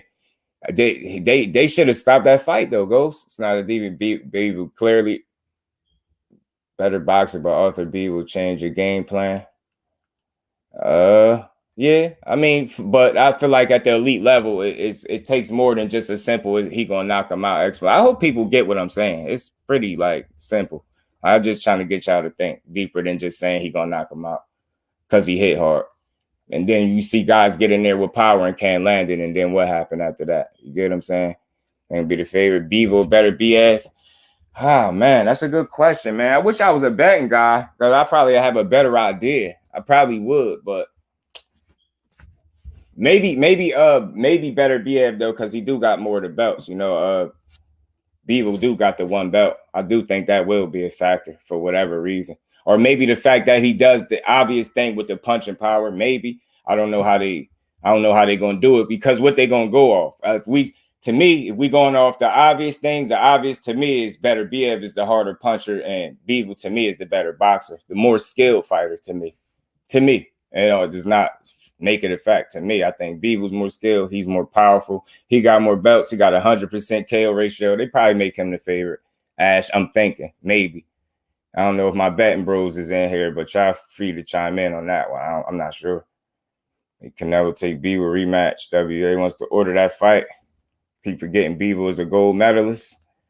You said you keep forgetting. Also, Better Biev is good IQ. I would love for Bivol to fight at mid-range to phone booth range, but Bivol will fight different. Yeah, that fight different. The question is, will Better Biev pressure and aggression be too much? That's a good question, bro. It's a good question. Or you know, how problematic could him having the slower feet and Johnny Q, my bro, and you know, Bivol having a better feet, could that play a factor in, you know, in terms of him taking a while to catch up to him? How fast could he catch up to Bivol? You get what I'm saying? Because I think that's a question. That's a real question. Salute to my salute to the family, man, because y'all started adding some good input. That's all I was trying to get y'all to see. What else y'all see? Just a question. I'm not saying y'all don't see it. I just wanted to hear more than knockout. I've been hearing that for like 3 days straight. Knockout when it comes to this matchup. A good question. I'm not sure. Yeah, I wish I knew. I wish I knew. The favorite most of the time on paper is the lineal champ, or the guy, I guess, with the punching power. Shit, I don't know. Bivol would get hurt badly by Better Biev. Yeah, if he get anybody, he can hurt anybody. I just feel like it's a closer fight than what I hear people explain it. That's all. One thing, Bivol isn't going down without a fight. The dude is on the high right now. I'll say this, man. I will say this. One guy definitely is definitely. I don't want to say one guy. Both of them are successful. They undefeated, but one of them, it's a real possibility that one of them is like really peaking out, and one of them is at his peak, and he could be getting older. He is older. Simple. But that if he showed the ability to defy the odds, but for how long? I just have real questions, and again, the real questions just makes me want to see the fight more. You know what I'm saying? He definitely gonna go down. He ain't gonna go down without a fight. He gonna make him earn it. You know what I'm saying? He gonna make him earn it. Got to get through them comments fast. It's impossible, bro. It ain't possible because I have to skip some. I miss Joette. Salute, Queen. Some probably Kurt, my bro. What's good with it, Brody? How you feeling? So y'all be all right. Y'all be all right. Y'all see. Y'all, name another person that's gonna engage like this with people. I ain't never seen. I be in all the chats. Bivol all of the Mexican buffet eating good, dirty red, and I last him 5. He'll get slaughtered. Ghost. The ref, we just saw Morel. Yeah, that was bad. Opulent LD TV, my bro, what's good with it? Arthur B made Joe do a stinky leg type, man. He punched Skills. He punched that boy into a new dimension, bro. Lou Down, salute, Queen. Appreciate you for pulling up. Salute to the bro, Ricky Williams. Let me get him all the way to the bottom now, man. Y'all have at it. Bivol gonna beat Arthur. Hey, I like the diversity. Salute to all the family. Y'all smashed the like button. I got Bivol by decision over better BFs. Man, I'm trying to make sure I ain't miss none of y'all. In fact, Ricky David ain't beating Plant. Yeah, and Brody say he got Bivol gonna beat Arthur. Y'all free to come up too, man. Y'all ain't got to type. Y'all wanted to come up if y'all do, you know. Cause I ain't, it's a good conversation. That's all I know. I do know that people Benavidez. Oh shit, he don't like no Benavidez. But yeah, I think it's gonna be a good fight, man. One of the best fights we gonna get, y'all. That's what I think. I think we're gonna get a good one. I think we're gonna see Bivol IQ on display. I think you're gonna see better BF IQ on display. I think it's a real good possibility that Bivol finds a way to neutralize his power. I've seen it done. In several fights throughout the years of me watching boxing. So all I was saying was I don't think it's a foregone conclusion that he knocks him out. Maybe the boxing ability might slow him down, make him a bit hesitant. Who knows, Plant and bread, man, is going to be a killer combo for folks. Yeah, man. Facts. Especially, the things that they worked on and the confidence, man. I just think it's key that his confidence has stayed right where it need to be. You know what I'm saying? He's very confident, and focused, and he believes in his ability. I think he got the right trainer, the right mix-up, the right energy, man. They gonna rock out. Odds to be 50-1. They might not though, Ghost, because they, people don't pay attention. They pay attention to what they want. Like they might not factor in. They might factor in that. They might factor in what's that? What you talking about, Ash? They might Morel beats Plant. Yeah, I was just hearing some people thought Morel was trash. I've heard that. I've heard he ain't what people think he is and all that. I hear a lot of different stuff. What I do, Ash? Oh man, yeah, man, Morel. I like Morel. I think he won some peeps. I think he gained some fans last night. Benavidez fans gonna put your money on Benavidez, take out a loan on your house too, put it all on them, 50-1. I did I skip something? I try not to, yeah. I try not to. Oh. You heard me. I know you heard. I know you heard me. So you thought your phone was tripping. Oh man. Yeah. That's always a fact when you got a guy, Brendan. Facts. There's always a guy when you got him under 10 fights. But I think I don't know. I don't know, because what for me, I try to observe and try to understand how people come to certain conclusions of the fighters. And one common thing that I see all the time is a lot of times when we when we give fighters their just due, somebody thank you praising them. And I think a lot of times people go off of the super fans that they hear praising these fighters. You know what I'm saying? And here, I don't think none of us are super fans. So Morrell with under 10 fights is very, very skilled. Like, I mean, shit, what is he? Super middleweight? Could you think of another super middleweight with that many fights that could fuck with him? I don't think so. You get what I'm saying? Like, the fact that this is how you, I don't know, because maybe this is why people think he's overrated. The fact that I think people are even mentioning him fighting people like David Benavidez, these guys with way more pro experience, I think that says something about David Morrell. I think last night showed you something. I think he got in there with a guy that really could fight, and look how he fought. He really beat this dude ass, and he might have changed his career. I heard people say his punching power ain't like that. I heard him say he beat too much in a rush. He was patient last night. He was accurate. He used angles. He had defense. I heard people say his defense ain't good. He get hit a lot. You get what I'm saying? Like, that's why I say these assessments sometimes be emotional. David Morrell last night was all the negative critiques I heard about David Morrell. He showed me absolutely none of those last night. For real, I promise y'all. All bad defense. He was in a rush. He wild. His power ain't good. He don't use his jab how he spoke. Yo, I'm telling you, the critiques, you would think this dude had 30 fights instead of 7.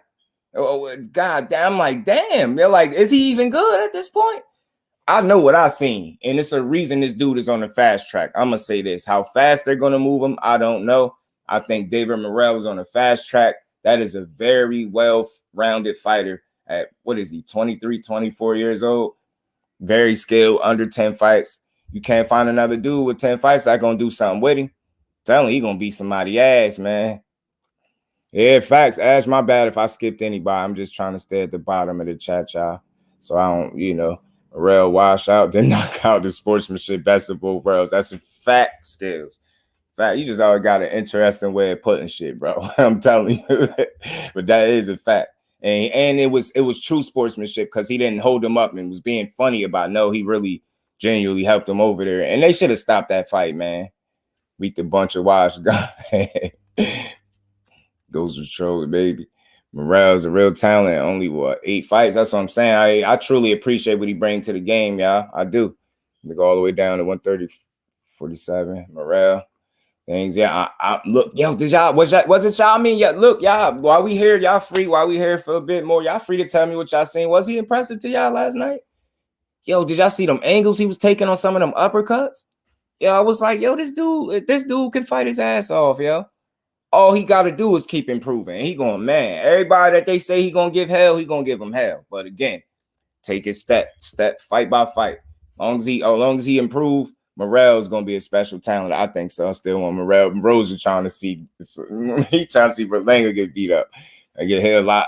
Hey, Ash, that's why I be saying, I listen twice as much as I talk. I'll be like, damn, y'all be thinking that? Because, I don't argue with nobody. Like, I just hear what people say. I don't even try to disagree. I just state how I feel. If you say something different, I'll be like, cool. I've been hearing he get hit a lot, Ash. His punching power wasn't like that. He too wild. He need to slow down. People were saying they ain't see what people was talking about with his footwork. Like, it goes on and on. I was like, damn, y'all. You would think people don't like him, but I think people feel that strongly because they think people think too highly of him. And I'm just look at what you watching, man, and look how many fights he got as a pro. You can't name a handful of fighters that's able to do the shit that he was doing last night against an undefeated opponent that had twice the fights he had, twice as many again. That's what I'm saying. That dude is very talented.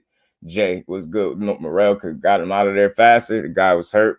No threat, but Morrell was throwing single shots. So yeah, being patient though. Because see, even in that's a way to look at it. They asked for patience. That's what he showed.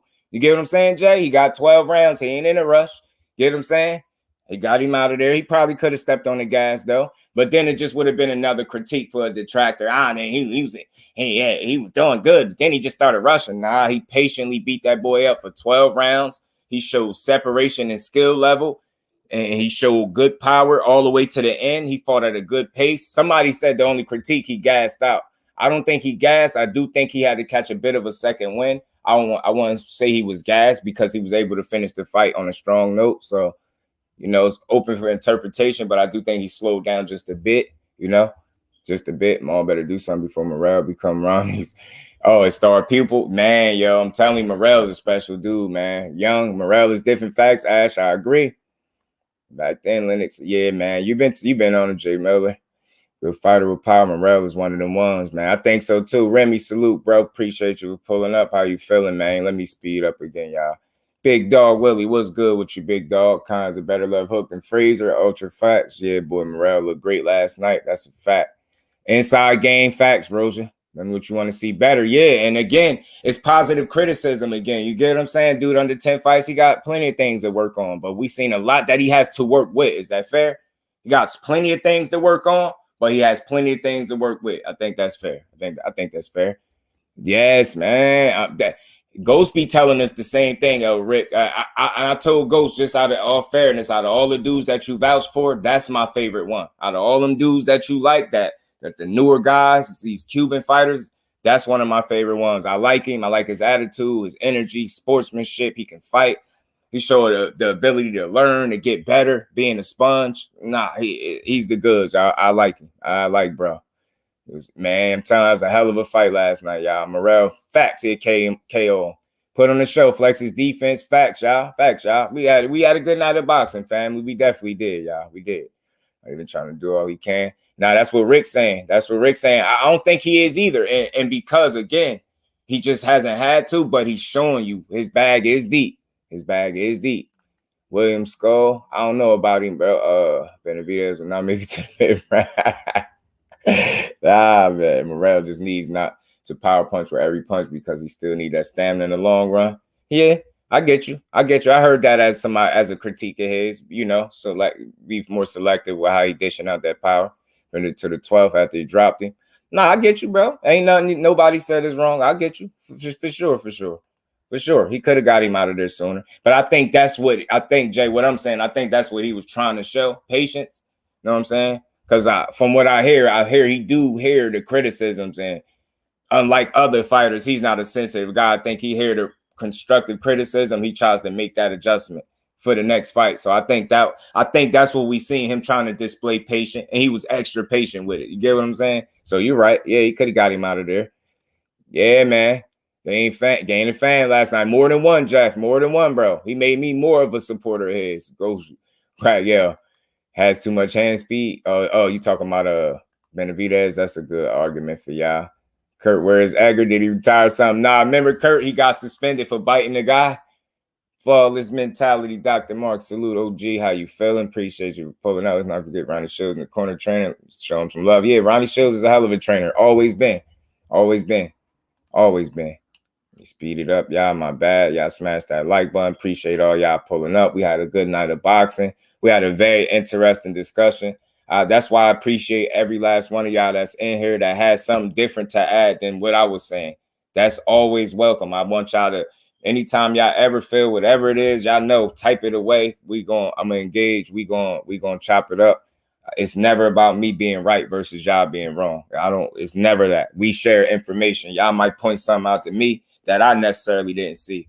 Rick did it a couple weeks ago. You know what I'm saying? When we was chopping it up about something. So anytime y'all got something different to add, is welcome over here. We ain't gotta agree with everything. You know what I'm saying? So I just appreciate the diversity and the support from the family. Morrell today has a better resume than Benavidez. They just testing him different, Ghost. That's what I see. And early because of his pedigree, his levels, man. Benavidez wasn't that type of dude with no 6, 7 fights in, 7, 8 fights. Hell no. And it just ain't even nothing to talk about. Really, it's nothing, not a negative thing.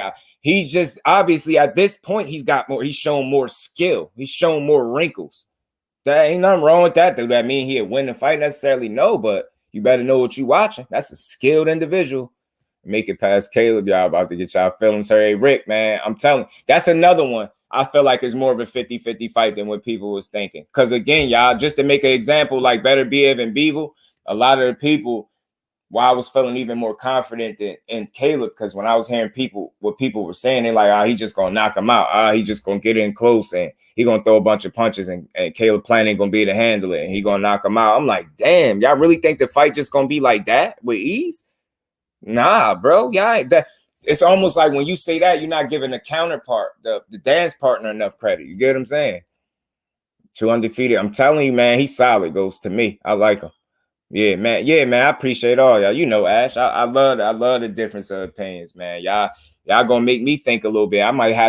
Y'all might make me really go watch more Better Beef so I could see more shit. You get what I'm saying? I actually do want to go watch more of them. And that's why we had these conversations. When we have a certain conversation, that should make me go watch more boxing, y'all. Y'all think I'm playing. Be really in here watch. I was watching black and white boxing, y'all, the other week, man. Enjoying that shit though. You know what I'm saying? Bunch of black and white fights I was watching. But man, better stay away from Morrell. Yeah, he for sure coming, bro. You know how he got all that hype. I think the skill set, unique skill set, the real fast hands, being a guy, he got heavy hands. He's not the biggest puncher, but he got heavy hands. You get what I'm saying? He's a likable dude too, yo. Like I ain't saying, you know, on the weird shit. I'm just saying like I hear interviews of that dude. I like the way he responds and when he's asked a question. He even gave, much as people think he don't like Plant, he damn sure gave Plant his credit. He know Plant could fight. He damn sure know Plant got some boxing ability that he might have to worry about when they fight. He damn sure said it. Yeah, man. Yeah, Morrell is just a matter of him getting the fight so people can't use the lack of fights against him. You know what I'm saying?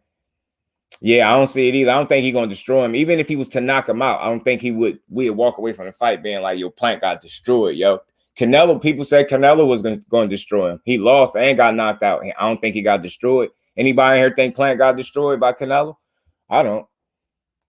Benavidez, whether that's good or bad, Roja, whether that's good or bad, because I like both fighters. That's why I really be supporting boxing. I like David Benavidez. He haven't given me much of a reason not to like him. Caleb Plant, what reason do you have not to like him? That man said, you know, if he crash and burn on his way to the top, so be it. He basically telling y'all he gonna challenge himself against the best possible opponents. If I take a loss on the way there, I'm cool with it. That's the energy that you want in boxing. Why would you not like Caleb Plant?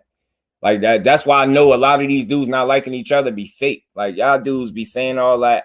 That should be fake. Y'all don't even be having a real history not to like each other, man. Y'all just competitive at the end of the day. And y'all think y'all could whoop everybody's ass like y'all supposed to until that person show you. And that's all these quote unquote beefs be. Just don't be real. Yeah, nah, Dave ain't that much. He ain't that much older. But I think Morrell just on a fast track. Morrell might retire. Edgar, yeah, Kurt, man, he gonna do Edgar something bad, bro. Mm-hmm. Yeah. He's still like, I knew he was gonna look like that monster against Lemieux. I knew it. What's that, Jay? What you saying, John? He said no. Bro said no. All I know, Brody said no. Benavidez is not a power puncher, a Valium puncher. That required him to land. Even Canelo don't land a lot on Plant, but Canelo has real power. I'll take your money. Man, I'm telling y'all, it ain't no foregone conclusion, y'all. No, Caleb could fight, y'all. Feel me, y'all? Caleb is one of them ones, y'all. Benavidez will knock Plant out too. He can. If he will, we gonna see. We gonna see Big Dog. We gonna see. And that's why I love these fights, because then y'all could come talk trash to me if I'm wrong. You know what I'm saying? Benavidez equal death by 1,000 cuts. Hey, shout out. Benavidez do got power. No, he's saying he's not a power puncher, though. He's a volume puncher. And I think that's a good interpretation of Benavidez, because a lot of people get that misconstrued. It's not saying he don't have power, but he's not a power puncher. He's more of a volume puncher than he is a power puncher. Canelo is the other way around. He's more power, less volume. Is that fair? Do that sound fair to y'all? Canelo is less volume, more power. Benavidez, he has power, but he's more volume and less power. You get what I'm saying? But that don't mean he don't have power. I'm not trying to say that. How do you question about destroying Plant? Facts, Jay. You see what I'm saying, bro? He ain't destroy him. So that's all I'm saying. And I don't know. I get it. is Anthony Dirrell. He was 38, but I think there's still things in terms of positives that you could take away from Plant last fight outside of that, the obvious knockout. Like, I think there's other things that you can take from that. Look how he fought. He fought with a lot of confidence. He wasn't timid. He didn't take a ton of punishment. Dude can fight, man. His confidence wasn't broken. Remember, people was saying Canelo broke Plant. They think he gonna be broken after this. I don't think so. And I get it. The level of opponent. But I'm just saying, did he look like a broken man in there? I don't think so, y'all. He didn't look like he wasn't fighting like no broken man to me. Mew could have been so much more. He was so talented. Yeah, he had a lot of wins. Earl, he's not even as old as what people think either, though. His team already got an excuse out. Ghost ringside. We ain't giving him none over here. Ghost Plant just got me thinking after I seen how he did Dirrell. That's all Ash got you. Just think about some things, right? And that's all I try to do when I ask y'all questions. It's not to challenge y'all boxing knowledge in that way, in an insulting manner. It's more so for the purposes of a good conversation. So I always got to be clear with my intent. And when I say something to y'all, like where I'm going with it, I want to hear what y'all think. I definitely challenge people to think, because y'all watch this shit just as much as I do. Well, not as much as me, because I watch this shit in my sleep sometimes. Plant mess around and drop. I'm telling you, it could happen, Brendan. It could happen. Plant has to jab to the body. That he will do. Absolutely, he will. Look what Benavidez did to my boy Ronald Ellis. Yeah. Hey, I will say this. Ronald Ellis was taking everything Benavidez was throwing. Kyron Davis was too. That's why this whole notion that he going to just do Plant so easy. And I ain't saying Plant is either of those dudes, but those dudes were able to take every shot he was throwing and still be there. Caleb Plant is not going to stand right in front of him for him to be blasting away like that. He going to make him earn it. I ain't saying he can't earn it, but he's going to make him. This whole notion gonna go in there and just sweep Plant off his feet, man. Y'all not giving Plant again. I'm big on skills, y'all. That's me. I'm big on skills. I'm big on skills in boxing. I really am. I'm more big on skills than I am of power. If y'all can't tell by now, you get what I'm saying? Because I really do truly feel like skills pay the bills. I feel like when we at the elite level, not saying that a person only has power, but you're gonna have to show more than that. And only when I hear people focus on the power, the more confidence they give me in the other guy. Because I'm like, so this dude must not show y'all nothing else that y'all truly confident that's going to get him to win. And if you just going to say power, I'm going to say I ain't convinced. You know what I'm saying? Lost it. Plant go in there and watch David and something was up. Facts, Jay. Tay, salute, Queen. Appreciate you pulling up as you always do. How you feeling? And if he does have more hand speed than Morrell, I don't know, big dog. I think what it is like he has fast hands, no doubt. Morrell is fast too, but it's the combination punching. You know what I'm saying? Big dog gotta think. That's where it's combination punching. Like it's something. You know what I mean? Benavidez definitely rip combinations, man. Salute to my TWT family and the entire chat fam. Appreciate y'all. Smash the like button. Having this good old conversation. Salute to Remy pulling back up. Never slowed down in valiant puncher for sure. Facts. And he never, to be honest, he never was a valiant puncher. He got even lazier, to be honest with you. Plain simply, got broken down and gassed by Canelo. It's not convincing about that. What, convincing? That you saying the win? I wasn't sold on that. Because I felt like the gas tank got Caleb before Canelo did.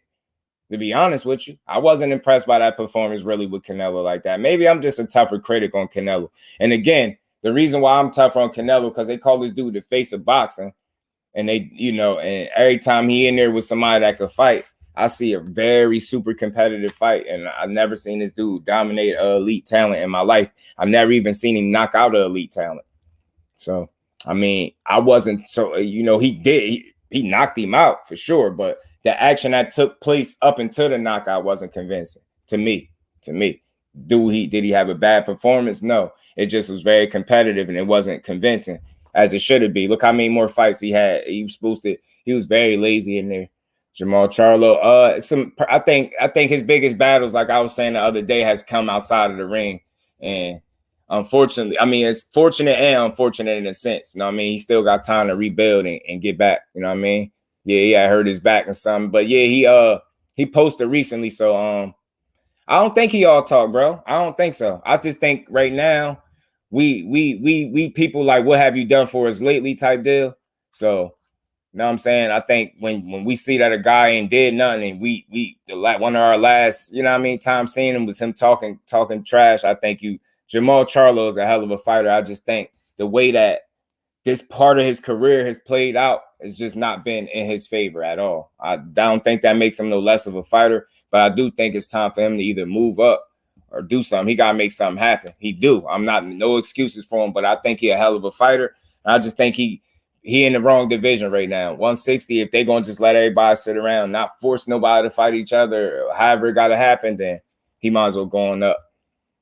He might as well going up. Might as well take his ass up. You know what I'm saying? Given the circumstance, I think Adames is going to beat Charlo. If it would be a tough fight to try to fight him like in the situation that he's been in. Like I would want to see him shake the rust off. After that, give me Charlo. I don't care if I'm wrong. Give me Charlo. I've seen Charlo more. Charlo's shown me more. He's proven more to me. Adames, again, sometimes we prisoners of the moment. We seen Adames more recently, so it's like he fresh on our minds. But I've seen Charlo do it more times. I ain't seen as much. Maybe you have. I've seen a lot more Charlo than I have Adames. You get what I'm saying? Even though that win, trust me, very impressive that he got over Montiel the way he smoked him. It was very impressive. But I think let Charlo shake that rust off. I pick Charlo over Adames. I think he's I think Charlo is honestly being slept on because of his lack of pivotal or marquee fights. Period. It's just what it is. That's to some degree is his own fault, but it's a fair criticism. But I still think Charlo is better than what people give him credit. TVS, what's good with it? Salute to the boxing section. What's good, Kyle? What's good with you, bro? Yeah. Yeah, he a good fighter, yo, like that. I just know with them, they're outspoken, so that shit turns people off. And then when they look at it, like, Jermell, even though he talk, like he's undisputed, so people respect it. Jamal, he don't talk as much as Jermell, but he still talk. But he ain't undisputed. He ain't had no real big key fights as of lately. He's out of sight, out of mind. So I'll be understanding the critiques, but I still think he's a solid ass fighter, man. I do. Because if he wasn't, somebody would have kicked his ass already. Somebody would, you know what I mean? Somebody would put hands on him. Yeah. And again, Roja, it's a silver lining in all this. Maybe he should be motivated by what his slightly younger brother is doing. Facts, Ghost. He got time. Absolutely, but only thing I would say, look, it's always a silver lining. Maybe to some degree he needed some time off. Maybe he could have used it. I mean, the way it came about was odd, but maybe it could do some good for his career. And again, I mean, I don't know if y'all watched J-Rock last night. I'm not saying he had a crazy opponent in front of him, but he looked a bit like he looked like the time off did him some good. And I'm not saying he looked like a world beater or he looked all the way back to himself, but he looked a bit better than he did in recent fights. So maybe the time off could have done him some good because it ain't to the point where he's so old and he's coming back off some crazy ass layoff like Nicholas Walters doing like a 6-year hiatus. It ain't that ain't the case with him. So, I mean, he still has time, but he got to get on it. He definitely got to get on it. When David Benavidez, I think that situation is a little tricky, man. It's weird, but I get you. People seen it a certain way. I didn't like how I see some of this stuff play out either. But I think the media kind of created that beef. And why I say that, because for one, they don't have no personal with each other. They not even in the same weight class. They've been going at it to the point people don't even realize that. They don't even be realizing that. David Benavidez is at 68 and he has 60. That's how you know Jamal Charlo is better than what people give him credit for, because that fact be getting left out. They just be expecting, oh, Jamal, go up there. He said he'd do this to him. That's because when I say the media, what am I supposed to say as a fighter if you ask me about another guy that I know people saying dangerous? When you ask me what I beat him, what am I supposed to say? Oh, nah, he'd kick my ass. I'm like, I don't know who will win. Yeah, I'm going to say I beat his ass. You get what I'm saying? It's the fight business. Yeah, I'm going to say that. But then they ask Benavidez the same thing. What you think he going to say? He going to say he'll beat Maul ass. You get what I'm saying? He even said it himself. I think the media, it got to a point, and I hold Jamal accountable. He fell victim. They kept asking him about it, and then he responded in a way that was more aggressive than any other time where he responded. And I pay attention. That's where it started.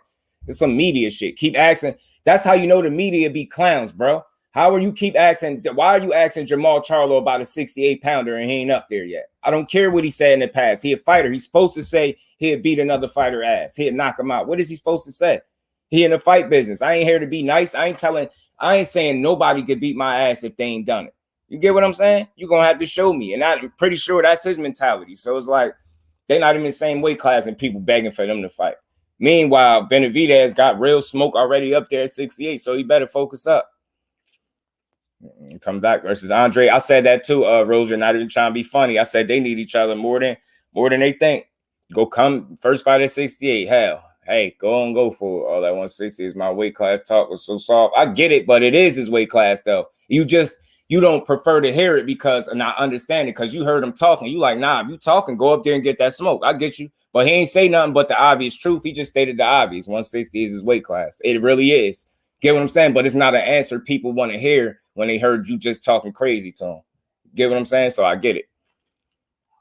Okay, winner playing David. Yeah, man. These dudes got options, man. I said get his house under control. Yeah. And I seen him post, so he said he about to get back to it. Something along those lines. So hopefully he get back to it. The top prank Shelf Walters. He retired after that Lomachenko loss. He retired. He said something about he ain't like boxing no more. I read a story. I did a little video on his comeback. I can stop Canelo focusing his fix out the ring issues because Maul has real KO power on both hands with boxing skills, high IQ, and a heavy ass jab. And he's athletic. So yeah, he has some outside. I said that's why I said the biggest, it's good and bad. The biggest battles have come outside the ring for Maul Charlo. And fortunately for him, he still has an opportunity to right the ship and get things in order. So me seeing him post on social media again was refreshing because I feel like that's his, message back to the people that still rock with him, that he's still here and he was going through something. That's why I don't call myself a fan, because fans, the minute he start going through this shit, not getting the big fights for whatever reason, you got people questioning him. He trash, he this, he that, he need to do this. That's why I don't call myself a fan, because I understand that everything ain't going to be good in every fighter's career that you support. So it's like, what kind of supporter are you? Are you supporting when they winning and everything going good? Because the man ain't even lost, and people talk about him like he's some type of loser. Like his whole career is amounted to nothing. Yeah, he need the big fights. That's going to hurt the legacy moving forward. But do that make him any less of a fighter and a man? I don't think so. He still ain't got his ass beat in that ring yet. Do we need to make up for groundwork? He need to get some shit done? Absolutely. Do we need to prove something? Shut up and fight?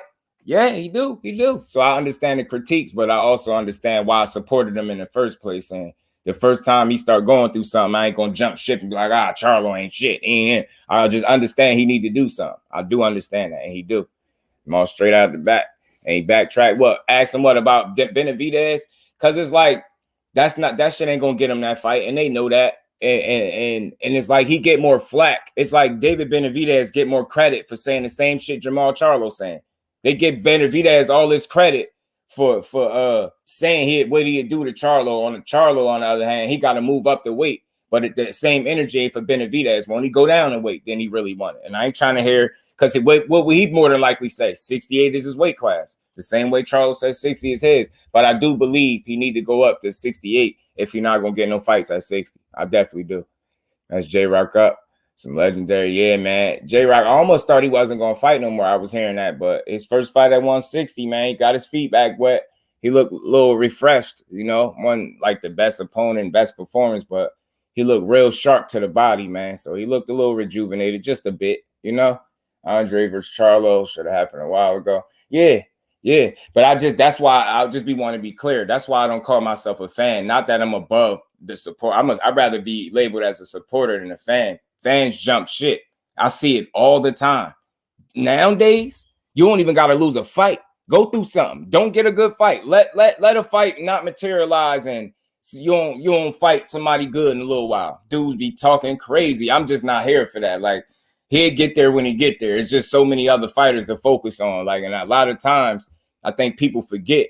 The more you speak about one fighter, like you would think Charlo was the only fighter at 60. That's good.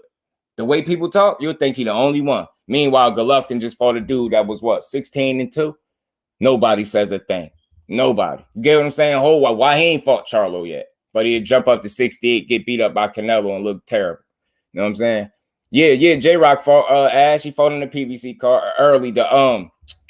the prelims portion of it, the YouTube portion of it. He had like an 8-rounder against like a journeyman, but he got his feet wet at 60. Justin Canelo at 68, and them old media clowns don't press him about Benavidez. You dig what I'm saying? You would think it's just Charlo. And again, not even to just switch gears. The same thing with Tank, bro. You would think he'd only do at 35. And as I be explaining it, people be coming in and making my point. Take this all his whole career. I'd be like, yo, damn, is he the only one there? And then I ask him to name somebody with a better resume, and then the conversation usually goes somewhere else. People don't know, the more you single out one fighter, the more you're saying about him. You think you dissing them or holding them accountable. In reality, you just telling me indirectly how of a standard that you hold him to, because you would keep bringing his name up. Why do you expect so much from Tank? Because you obviously know he's capable of the shit that you expect, even if some of the shit is unrealistic. You know it's possible that he can get the shit done. That's why people hold Tank. They don't even know by critiquing him. That's just telling me you hold him to a standard. And you don't even realize it. 160, because they're not fighting. They're not fighting. That's why 160 is uninteresting to me. 160 because they're not fighting. Appreciate you, OG. Appreciate you, Dr. Mark. You know, I think they just need to fight, all of them. Anybody that's a top fighter, you don't have no reason why you should be fighting inferior competition and not participating in what would be looked at as a 50-50 fight. That go from every boxer in every weight class across the board that runs their mouth like they quality. They owe us that type of fight when they fight next. We tired of hearing y'all run y'all mouth and then not fight. And I'm going to get on Chris Colbert. If you think I'm not, I don't care how tough he think he is. That dude annoyed me because remember how I just spoke about being a fan versus a supporter. Chris Colbert got beat up, got embarrassed. He quit in that fight. Mentally, he did. I don't care what he said. He quit. I'm still was rocking with him. Yeah, I made the jokes. I'm still rocking with him. Still rocking with him. Still willing to support that man. This dude did all that talking. You got into a back and forth with Gary Russell. You told the people you was going to fight somebody that people thought you couldn't beat in Frank Martin. And you not in shape, bruh. You're not in shape. So the reason we get Michelle Rivera, which I'm not mad at because that's a better fight, to be honest. But the reason you not getting in the ring with Frank Martin because you're not in shape and you do all that talking, you fresh off an ass whooping and you got the nerve to be running around little as hell with just 6 knockouts, not in shape, bro. Nah. That ain't boxing right there, bro. You're doing all that talking he be doing. I got to get on him for that. But salute to Frank Martin and Michelle Rivera for stepping up. Chris Colbert, you Chris Colbert from now on. You not prime time, bro. You ain't none of that. You Chris Colbert until you show me something. Show me prime time. That ain't it, man. Running around little as hell, not in shape. You was fighting at 130 pounds. You all big and fat in the face, man. Come on, bro. Get in shape. Broly going to 140. He called it a trash division, Fate, because that was the cold word for trying to say he don't want to fight people because he knows some smoke there. I hope he go to 140. I really do. You know, out for a year. He just got the cast taken off his arm, Fate. Recently, Canelo did. If he rematched Bivol, I'll be extremely surprised if he did that. Okay. Martin versus Rivera. Y'all way better fight. Facts it is. Y'all smash that like button. Appreciate everybody that pulled up. Appreciate the family. Like I said, we had over 10 hours of streaming yesterday. We had 2 good ass streams because of y'all. Jesse's ready to fight November 19th. Frank, yeah, and then Chris Colbert sitting around playing, man. I know that's probably somebody said they know him personally. You know, I don't tear down fighters and nothing like that, but we can hold him accountable. You can't do all that talking that he doing. You running around not in shape. You know you were supposed to be fighting Frank Martin, and then the excuse that he used for it pissed me off. Talking about you don't decide when I fight. I took the screenshot. I'm gonna make a shorter video, so y'all be looking for it because I'm definitely gonna drop it. I just didn't like how he did that. Whole time, y'all, he had more energy for a Hector Garcia. Hector, and he subscribed to the channel. I hope he ain't unsubscribed, but he had subscribed to the channel a while back, y'all. Hector Garcia did. After he beat Chris Colbert, actually. Yeah, but yeah, he embarrassed him. Know what I'm saying? And you doing all this talking and you run around here not in shape, bro. The reason he talking about he don't get to decide when you fight. Bro, he just trying to fight. You making it about something else. I could see that. That's weird. He just wanted to fight. You said you was with it. Did all that talking. That's all he doing is talking. And it's pissing me off. You got into it with Shakur because you was talking crazy. Get what I'm saying? Like, nah, bro. You got to show me something, man. All that Brooklyn this, nah, bro. You looking bad out here. Looking bad. You got to show me something, bro. Show me something. Fun. I should come up more often. I had a good time. Smoke, man. Yeah, man. You know the fam. Y'all always welcome. Every last one of y'all. You know what I mean? That show up and support is welcome, man. That's why I use StreamYard and so we could have panels when the people want to come up. Definitely, man. We had a good night of boxing, man. Good day, whole day of boxing. Cobra had a heart full of hurt Gary Russell. You get what I'm saying? For Gary Russell, he wanted to. Yeah, Ash, he pissed me off, man. But again, I'm cool with getting Frank Martin versus Chris Colbert. I'm cool with that. I mean, Frank Martin versus Michelle Rivera. But I feel like, you know, I can talk about that situation and why that fight didn't materialize without tearing him down. But if we gonna hold him accountable, he do way too much talking to be running around not in shape, talking about you don't get to decide when I fight. That's not what he doing, bro. Be a professional. What happened with that? You got beat up and you ain't been acting right since, bro. He ain't been acting right since he got beat up, y'all. Dude be acting crazy, man. I ain't with all that. He talk a lot. And he ain't backing it up, man. So we just, you know, we gonna hold him accountable. I'm definitely gonna make a shorter video. We all know the news, but I'm gonna tell y'all how he was in the comment section trying to renegotiate a rematch with Hector Garcia. When at the time, y'all, this was after he told people he was fighting Frank Martin. So he never was gonna try to fight Frank Martin. You get what I'm saying? I gotta make a video. He never, you knew it. You wanted what you wanted. You wanted that rematch if you could get it because it came with a belt attached to it. You know what I'm saying? Frank, that's why I'm glad Hector Garcia laughed you off. Yeah, facts, Ash. It's fire. I ain't mad at that fight. But I'm just annoyed with Chris Colbert because, like I said, I feel like when you really feel like you're a supporter of somebody, you rock with him, you make videos, you speak highly about him. Come on, man. They got to move right, bro. Come on. That ain't you run around not in shape. You just lost. Why would you not be ready? Why would you not be ready? Explain that to me. Why would you not be ready after a loss, bro?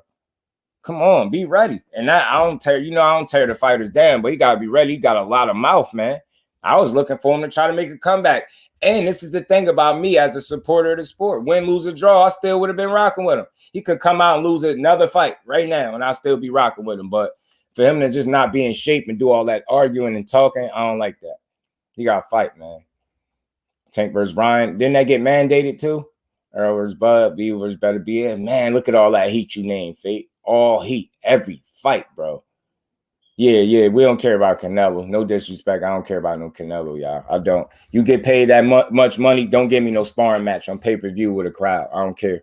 People see it different. You feel like Triple G Trilogy was cool.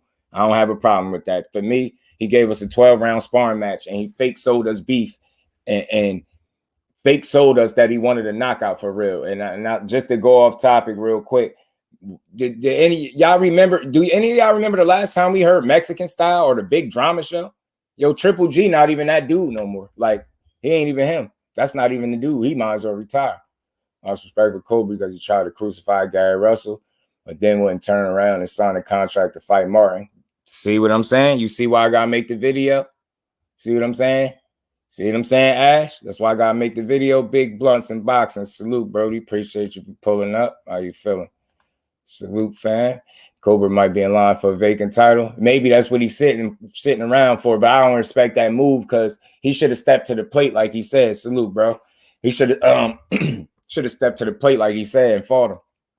Got Martin beating Rivera by split decision because it would be a close because both fighters skill level. Nah, yeah, I see some people picking Michelle Rivera to beat Frank Martin. I heard a couple people say he gonna destroy Frank Martin. I heard that a couple times. Nope. Said GGG versus Lara might fight next. Yeah, and I made a video on that. Your boy be on it. The WBA had ordered that, but I think I see Triple G sidestepping Lara for some reason. I think he a better 40-year-old or 39-year-old than Triple G is a 40-year-old. I do. He aged better is what I'm saying. So he might sidestep him. Cobra look like he weighs 170 right now. You see what I'm saying? Roger, crazy, bro. Crazy. You got Rivera. I ain't mad at that because Rivera got the length, the height. He can box. Got the skill set. Frank Martin got good balance, good feet, good skill set. Go to the body. He changes levels very well. He adapts. He adjusts. He can make adjustments. He can adapt to the taller, longer fighter. I seen him do it in his most recent fight, as a matter of fact. So true 50-50 is a pick 'em. I ain't mad at nobody if they pick Rivera at all. Both of them dudes could fight. And that's what it is. That's those are the type of 50-50 fights that I preach about over here. You know what I'm saying? Those are the type of fights that I support. And right off the bat, win, lose, or draw, I'm supporting both of the fighters. Win, lose, or draw, I don't care who win or who lose. You know what I'm saying? I'm going to make a pick when they get closer to the fight. But right now, I'm just going to go with it being 50-50. But it ain't no foregone conclusion that Frank Martin can't find a way to adjust and win. And it ain't no foregone conclusion that, you know, Michelle Rivera can't find a way to win as well. I think they both bring unique skill sets to the table. I think they, you know, they're very skilled, disciplined young fighters right now. And we're gonna see a hell of a fight December 17th for sure. For sure. And what did Canelo do? He had one hand, but I guess Canelo versus Spence Jr. on 64 would have been better. Yeah, Canelo, Remy, for me, he just he abuses his star power. Like, and I just urge people to open their minds a little bit. Like, when you're making $45 million a fight, that means the way you get paid, you know how Canelo gets paid? If people like me and you and others pay for his fights, whether that's physically going there or paying for it on pay-per-view. You get what I'm saying? For us to see him, we have to pay. So why would we pay to see him to participate in a fight that we're not interested in? You get what I'm saying? I feel like you owe that much to the fans, like, or the supporters, the people that really is the reason you able to make $45 million for a 12-round sparring match. You owe it to people. Pardon me, y'all. You owe it to people to get them quality fights. Now, I understand every fighter can be a world champion and a world beater, but when you the quote unquote face of boxing, you held to a standard that you have to perform at. And it's very disrespectful of him to be demanding that type of payday, but telling us as fans, I'm not fighting no more Mexicans. You get what I'm saying? Then you got people like Robert Garcia and Eddie Hearn backing him, talking about he earned the right to fight who he want to fight. No, you have not. Because unless you write your own checks, bro, like you supporting your own fights and you the reason, you don't get to do that. You don't get to give us garbage and then tell us we have to pay for it. And I was using this example before. Like, you know, we all been to the movies and seen some shit we didn't want to see. But for the most part, do you go to the movie and pay for the movie you don't want to watch? So the same thing could be said for a Canelo fight. Why would we pay for some shit that we know we shouldn't be watching? We should have got Triple G the third time like 3 years ago. But yet and still they gave it to us. We ain't get Spence and EJ and Bud won. But we got Canelo and Triple G 3 times. Like, come on, man. You on the channel, Zach, salute, bro. Appreciate you for pulling up. Okay. Oh, yeah, man. Salute to YouTube doing their job recommending me, man. Salute to you, Zach. Welcome to the family, bro. Appreciate you pulling up. Actually, IBFW came to agreement. The winner of GGG versus must face Lara. Oh, okay. GGG got another winnable fight. You see what I'm saying? Why I don't respect him? And then you got people coming here arguing, talking about Triple G got a better resume than Errol Spence. That should just be pissing me off. Yeah, he fought and lost to some people that's decent. He should have had more losses too. Here, another one. GGG versus Lara, another one. I'll watch. Yeah, Father Time. Yep, the clash of Father Time, bro. After the Canelo GG debacle, both of them should retire. Facts. And it's Kurt, especially if they're gonna give us what they want to give us and tell us we gotta pay for it. We don't. That's why I always tell us as the consumers, don't be more of a fan than you. Don't be more of a fan of the fighter than you are of the sport. Don't ever forget that. These people and the average dude, and it's just the way life is. These dudes don't care about you. They making their money and going home. All that defending. So all I'm saying is there's no place in boxing where we should be defending BS. You get what I'm saying? We should never defend BS. Nonsense is nonsense. It don't matter which fighter is shoveling it to us. It's just BS is BS. Nah, $45 million. Just think about who y'all would fight for $45 million. Just think about that. Think about that one time. Y'all in here would be willing to take a punch, a Wilder right hand for $45 million. You get what I'm saying? Even though some of us might not make it out of that experience to spend that money, but you get what I'm saying? You were getting there with Wilder for $45 million. Yet and still, this dude talking about what he not gonna do. I don't fight Mexicans, guys. When I say I don't fight Mexicans, it's because I represent Mexico. Shut up. Well, I don't even know what that meant. So, like he said, a bunch of nothing. What was his attitude when you was beating up on Mexicans, bro, earlier in your career? Some of your bigger wins are off the Mexican fighters. You know what I mean? Some of your notable ones are anyway. Get what I'm saying? I might retire losing at this rate. If he lose one more time, he might call it a career. I could see it. I fight the whole check. You get what I'm saying? 45 million, bro. Y'all just, man, hey, beat me up, bro. 45 million. Every last one of y'all in here, 45. And we all gonna be good. Talking about 45, boy. That's what I'm saying. And I'll just be urging people to think like that. Don't be so much of a fan and super supporter of the fighter to the point where you just block out the nonsense that he do. That is crazy. You do not have the right to give people BS and they gotta pay for it. I don't care how. I don't care if you had 80 fights. You get paid too much. You don't got the right to give us that. If you want to do that, you might as well go participate in exhibitions, bro. You don't tell people to pay for you to fight who you want. Imagine that. That's the case. I'm going to go fight somebody I know I could beat too for 45 minutes. Imagine if we could fight somebody we know we could beat, y'all. We all know somebody in our life we'd just whoop their ass. Imagine that, 45. Imagine the person you don't like, you know you could beat him. You're like, damn, I could get 45 million. That's what he doing. That's crazy. Nah, bro, you held to a standard. You get what I'm saying? You held to a standard. Might be tougher than we think. Yeah, GGG not the same. So he's susceptible to getting outboxed, especially after what I just seen from him. They're trying to be champion because the sanctioned bodies like Canelo hold the belts hostage. Fat, you jumping weight classes, messing with people, Dmitrii Bivol and all stuff like that. Yeah, they it's like they encourage the nonsense from this dude, bro. They encourage the nonsense from him, man. Then GGG and fight fast. I'm calling that Canelo fight rigged. Telling you, bro, nah, for real. GGG turned it down 2020. I don't like the trilogy, but Canelo took the PBC deal. What would have happened with the Spence Jr. versus Crawford?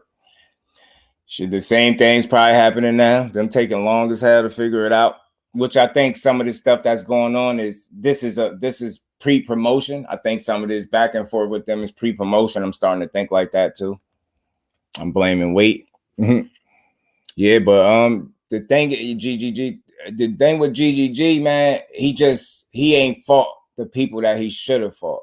And he get the whole belts hostage too. Meanwhile, you got people that ask for Charlo to do something more than him. He don't get no pass because he keep fighting Canelo. The only reason you keep fighting Canelo because it come with a big payday attached to it, bro. That's the only reason you keep fighting Canelo. You got 20 million to get beat up by that dude for 12 rounds. Disrespectful, y'all. But at the end of the day, we had a solid night of boxing, y'all, man. I think a solid day of boxing. I enjoyed it. You know, Dmitrii Bivol showed me one more reason why he great. I think after that win, facts, Kurt. I think after that win, he showed me that he definitely can compete with anybody they put him in there with. And I think the better BA fight would be a way more competitive fight than what people think. I could be wrong, but that's what I'm standing on. I'm not saying he's gonna win for sure, but I could see some ways for Bivol to get the job done for sure against better BA. But it remains to be seen. We're gonna see how better BA and Yard look. And then from there, I think they on a collision course. They're gonna have to fight. David Morrell, on the other hand, he continues to impress. Salute to his opponent, Ados, for not giving up. They should have stopped that fight sooner. I heard he had to take a hospital trip, stretcher, and all that type of stuff. So hopefully he recovered because that wasn't a good look. He got beat up for 12 rounds, and they should have stopped that fight. Kudos to David Morrell for showing the sportsmanship, helping dude back to his corner, and just on to his next one. You know what I'm saying? Jessica McCaskill, she's 38. I'm not sure where she goes from here. It was a rough loss for her. Definitely wasn't her night. She was off. Definitely judged the distance, timing, the range she fought at. All those things was wrong. She wasn't effective in none of the rounds. She might have arguably won maybe 1, 2 if you want to be generous. She pretty much got outclassed the entire night and never made one single adjustment. So I still salute her. I support her. I don't know where she goes from here. She's 38, so I don't think she could afford to go too far back to the drawing board. You get what I'm saying? And this Mendoza fight, facts. I think Brian Mendoza, right? He knocked out Jensen Rosario. That furthermore lets me know that Rosario should retire. Unless he wants something to really happen to him, because, again, he got dropped with a body shot. He caught a crazy uppercut that knocked him out. Like, that dude should just retire. All his losses are by knockout. He got 4 losses, I believe. They're all by knockout. And he'd be getting brutally knocked out. And I don't think I'm talking about from a health standpoint. He's just not physically there no more. He don't have it. And I don't think he should compete in professional boxing no more. But, I can't tell him what to do. I doubt if he retired because, fighters don't quit until they're ready. But Mendoza, getting beat by Mendoza like that showed me he shouldn't be boxing no more at all. Julian Williams made a debut at 160. He did his thing. He looked strong to the body. He did some good work. I think some of the time off could have helped him. But I think just being honest, moving forward, 160 is going to be extremely tough for him. It's going to be dangerous. 154 was dangerous for you. You think 160 not? 160 is going to be very dangerous as well. You know what I'm saying? It's going to be tough. It's going to be tough. But like I said, maybe the time off, did him some good, and maybe he'll look better on the next one. Pay for something if you don't want to. Facts, Canelo don't deserve a tune-up after 6 champions in 2 years. Come on, I support good fighters, not just one person. Don't get me wrong. Yeah, I support I support boxing as a whole. But again, all champions ain't created equal, and the word champion is like listen, this is disrespectful. Canelo career is manufactured, in my opinion. It's a lot of smoke and mirrors with the dude. What he really got better at after fighting Floyd was picking his fights. And that's all he been doing was picking people that he know he could beat. And just tell me where I'm wrong. How many 50-50 fights have Canelo really truly been in? Because there are some close fights. And then where has he ever dominated elite talent? I don't even understand why he's making the money he does. I truly don't. I don't understand it. But maybe on one side, he got a country behind him that some people say is smoke and mirrors too. I hear that the zone been losing money on Canelo. So you get what I'm saying? But I get it. Like, every fight don't have to be a tough fight is what I'm saying. Like, you can have your, but he had like 3 of them in a row. And because one of those guys, what was it? One of those guys was a champion. It's like he get the benefit of the doubt. Callum Smith was a champion, I believe, but we talking about levels here. You know what I'm saying? You got Rocky Fielding, Abney Yildirim. Like, what the hell you doing fighting these dudes? You know what I'm saying? So it's like he fought a lot of guys that he wanted to fight, as opposed to fighting the people who wanted to fight him or the fighters that he should have fought. But I don't tear him down. He's done things that is great in the sport of boxing, but he left a lot of meat on the bone because it got to a point in his career, it was no longer about legacy. It was about the bag. And why it's annoying for me, because that was a legacy guy.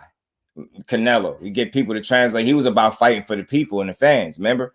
Then it got to a point where all he cared about was the bag. You get what I'm saying? So it's like, I ain't mad making money, but don't be mad when people don't support you just giving us nonsense fights. Even Bivol's a hell of an opponent. We shouldn't have had to sit through that, even though that was a good opponent, because nobody asked for that fight. But instead of fighting somebody in and around your division, a David Benavidez at 68, you didn't have to go to 75. You go jump up there and take what I call is a safe loss, because you went and lost to a guy that people didn't ask you to fight and it was well respected. But instead of losing to a guy that's in your division, talking about what has he proven? He beat nobody but one champion. Who did you really beat before Floyd gave you an opportunity? You get what I'm saying? So this shit goes on and on with Canelo. And again, when you make that much money, you owe it to the people to give people things that they want to see from time to time. And he's consistently giving us what he wanted to give us and expected people to pay for it. That's why I don't rock with Canelo like that. Can he fight? Yes, but he has a bum mentality. Skill set, I think he's older. He's not a bum, but his mentality, he has a bum mentality because he doesn't want to challenge himself, but he wants to get paid. And then he wants to be supported and loved and all of that. Can't have it every which way. You got to know what come with not challenging yourself accordingly. And before I get out of here, my last point is, you ever hear some of the older fighters, and especially Mexican fighters in particular, that their opinions of Canelo is a lot different than the average person, because they see what he doing. The stuff that I'm saying he doing, they're able to call it out. And they don't look like haters because they were very successful in their own right. So it's like they just calling a spade a spade. And sometimes I think depending on where the message is coming from, it might be a little hard to receive. Like, I ain't boxed before. I ain't been no world champion. These other dudes are world champions / legends in their own right. And they have a very interesting perspective on the way Canelo moves in his opinion and his career. Yeah, man. And salute to Andre Dirrell for making a comeback and getting a knockout. A knockout win. A much-needed knockout win, man. Much-needed knockout win.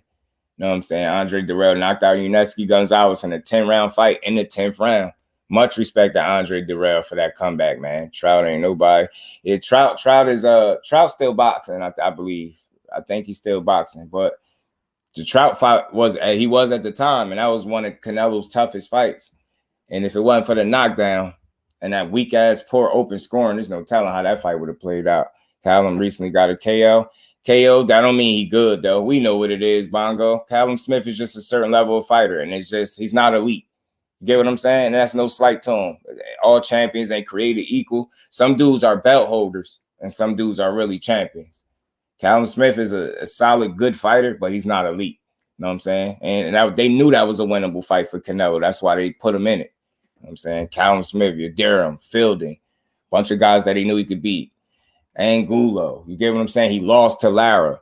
You get what I'm saying? Like, dude landed 23 headshots on Lara. There's no way he won that fight. It's no way. There's no way he won that fight. I would fight any woman on the planet for the money Canelo got. You feel me, Ash? That's all I'm saying. So again, just so y'all hear me clearly over here on my channel, I don't bash the fighters, but I do hold them accountable. And I know my opinion and perspective of Canelo is different than most of his people, especially if you're a true fan of his. I'm not a true fan of his. I'm more a fan of the sport than I ever will be Canelo, because it's a lot of stuff that it's other fights he could have given us, but instead he took a safer route. And that's why I say his career is manufactured, because once politics become a major factor in your career, then it is what it is. Like now the fights become more like staged sparring matches. Now you're fighting a bunch of people that they know you can beat. And he's done that so much. Trout training Brandon White. I know Trout. Yeah, somebody earlier be training with Trout too. Is it Smoke With Me TV, I think? Yeah, so Trout still keeping in shape, man. One of the bros interviewed him not too long ago, man. Trout still staying in good shape. Old media ignore what those legends say about Canelo. Facts, Kurt, because you know why, Kurt? It don't suit their narrative. They don't like it. Don't fit that narrative. Mad Chad Sports Tavern. Salute, bro. Salute, Mad Chad. Appreciate you pulling up. Appreciate you, Jeff. Yeah, y'all smashed that like button, man. I just wanted to wrap up. Get these quick post-fight thoughts, man. We had a good day of boxing, y'all. And, you know, I'm going to be here to cover when we have another good weekend of boxing like this. We're going to enjoy it. And I got some shorter videos to work on. Appreciate everybody that pulled up. Smash that like button, that watched this video. Anybody that shares the content, salute to the TWT family. Y'all stay tuned, man. I got some shorter things to work on, but all in all, we had a good night of boxing, man. We had a good night of boxing, and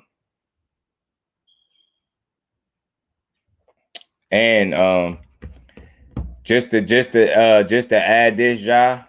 This little tidbit I'm gonna add. You know, your boy be trying to, work and reach out to these fighters. I feel like anybody we speak so highly of, and especially the way I try to use this platform, even though it's a small channel, I try to use it responsibly. I try to use my voice as they call me the voice. You know what I'm saying? I try to use it as a asset to the boxing community, and so I feel like any fighter I speak on, I'm gonna reach out to. So more than recently, y'all, I just reached out to Brian Norman. So, he reached back, and I respect it. And y'all be staying tuned, man. I'm gonna set up an interview with him because he interested and he with it. So y'all stay tuned, man. I'm gonna try to come up with some things I can ask Brian Norman and get y'all. It ain't even gonna be an interview. It's gonna be a good sit down, and I'm gonna tell him that. So I'm gonna set that up with him soon. So I'm gonna make it work.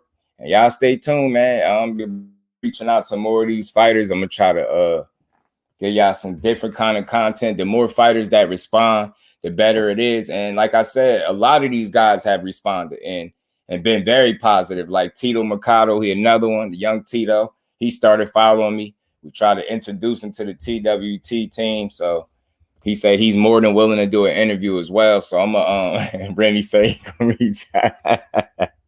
He said he gonna reach out to Canelo. And you know what's crazy, yo? Just while we on it, even though my critiques of him might seem harsh, I would talk to him. I would tell him exactly why. Although I respect him as a fighter, you gotta respect any of those dudes that get in there. But I would really want to know, like, and I know I wouldn't get the right answer, you can't make it. You can't get paid that much and say you're not gonna fight a whole group of people, especially when you got some killers that happen to be the people that you say you're not fighting. It's just not a good, you know what I mean? It's not good. You know what I mean? It's corny.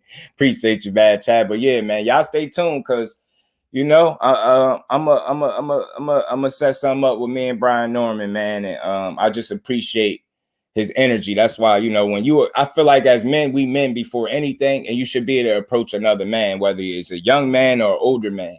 And it just so happened, me being 36, a lot of these dudes younger than me, so I'm gonna continue to reach out. But y'all stay tuned, man. I'm gonna set up an interview for Brian Norman, man, and we're gonna cook, man.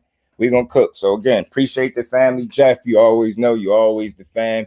Y'all all family. Y'all support me, y'all family. Y'all ain't subscribers, y'all family. So I don't say that to just be nice. I say it because it's true. Y'all family. Smash that like button. I know y'all did.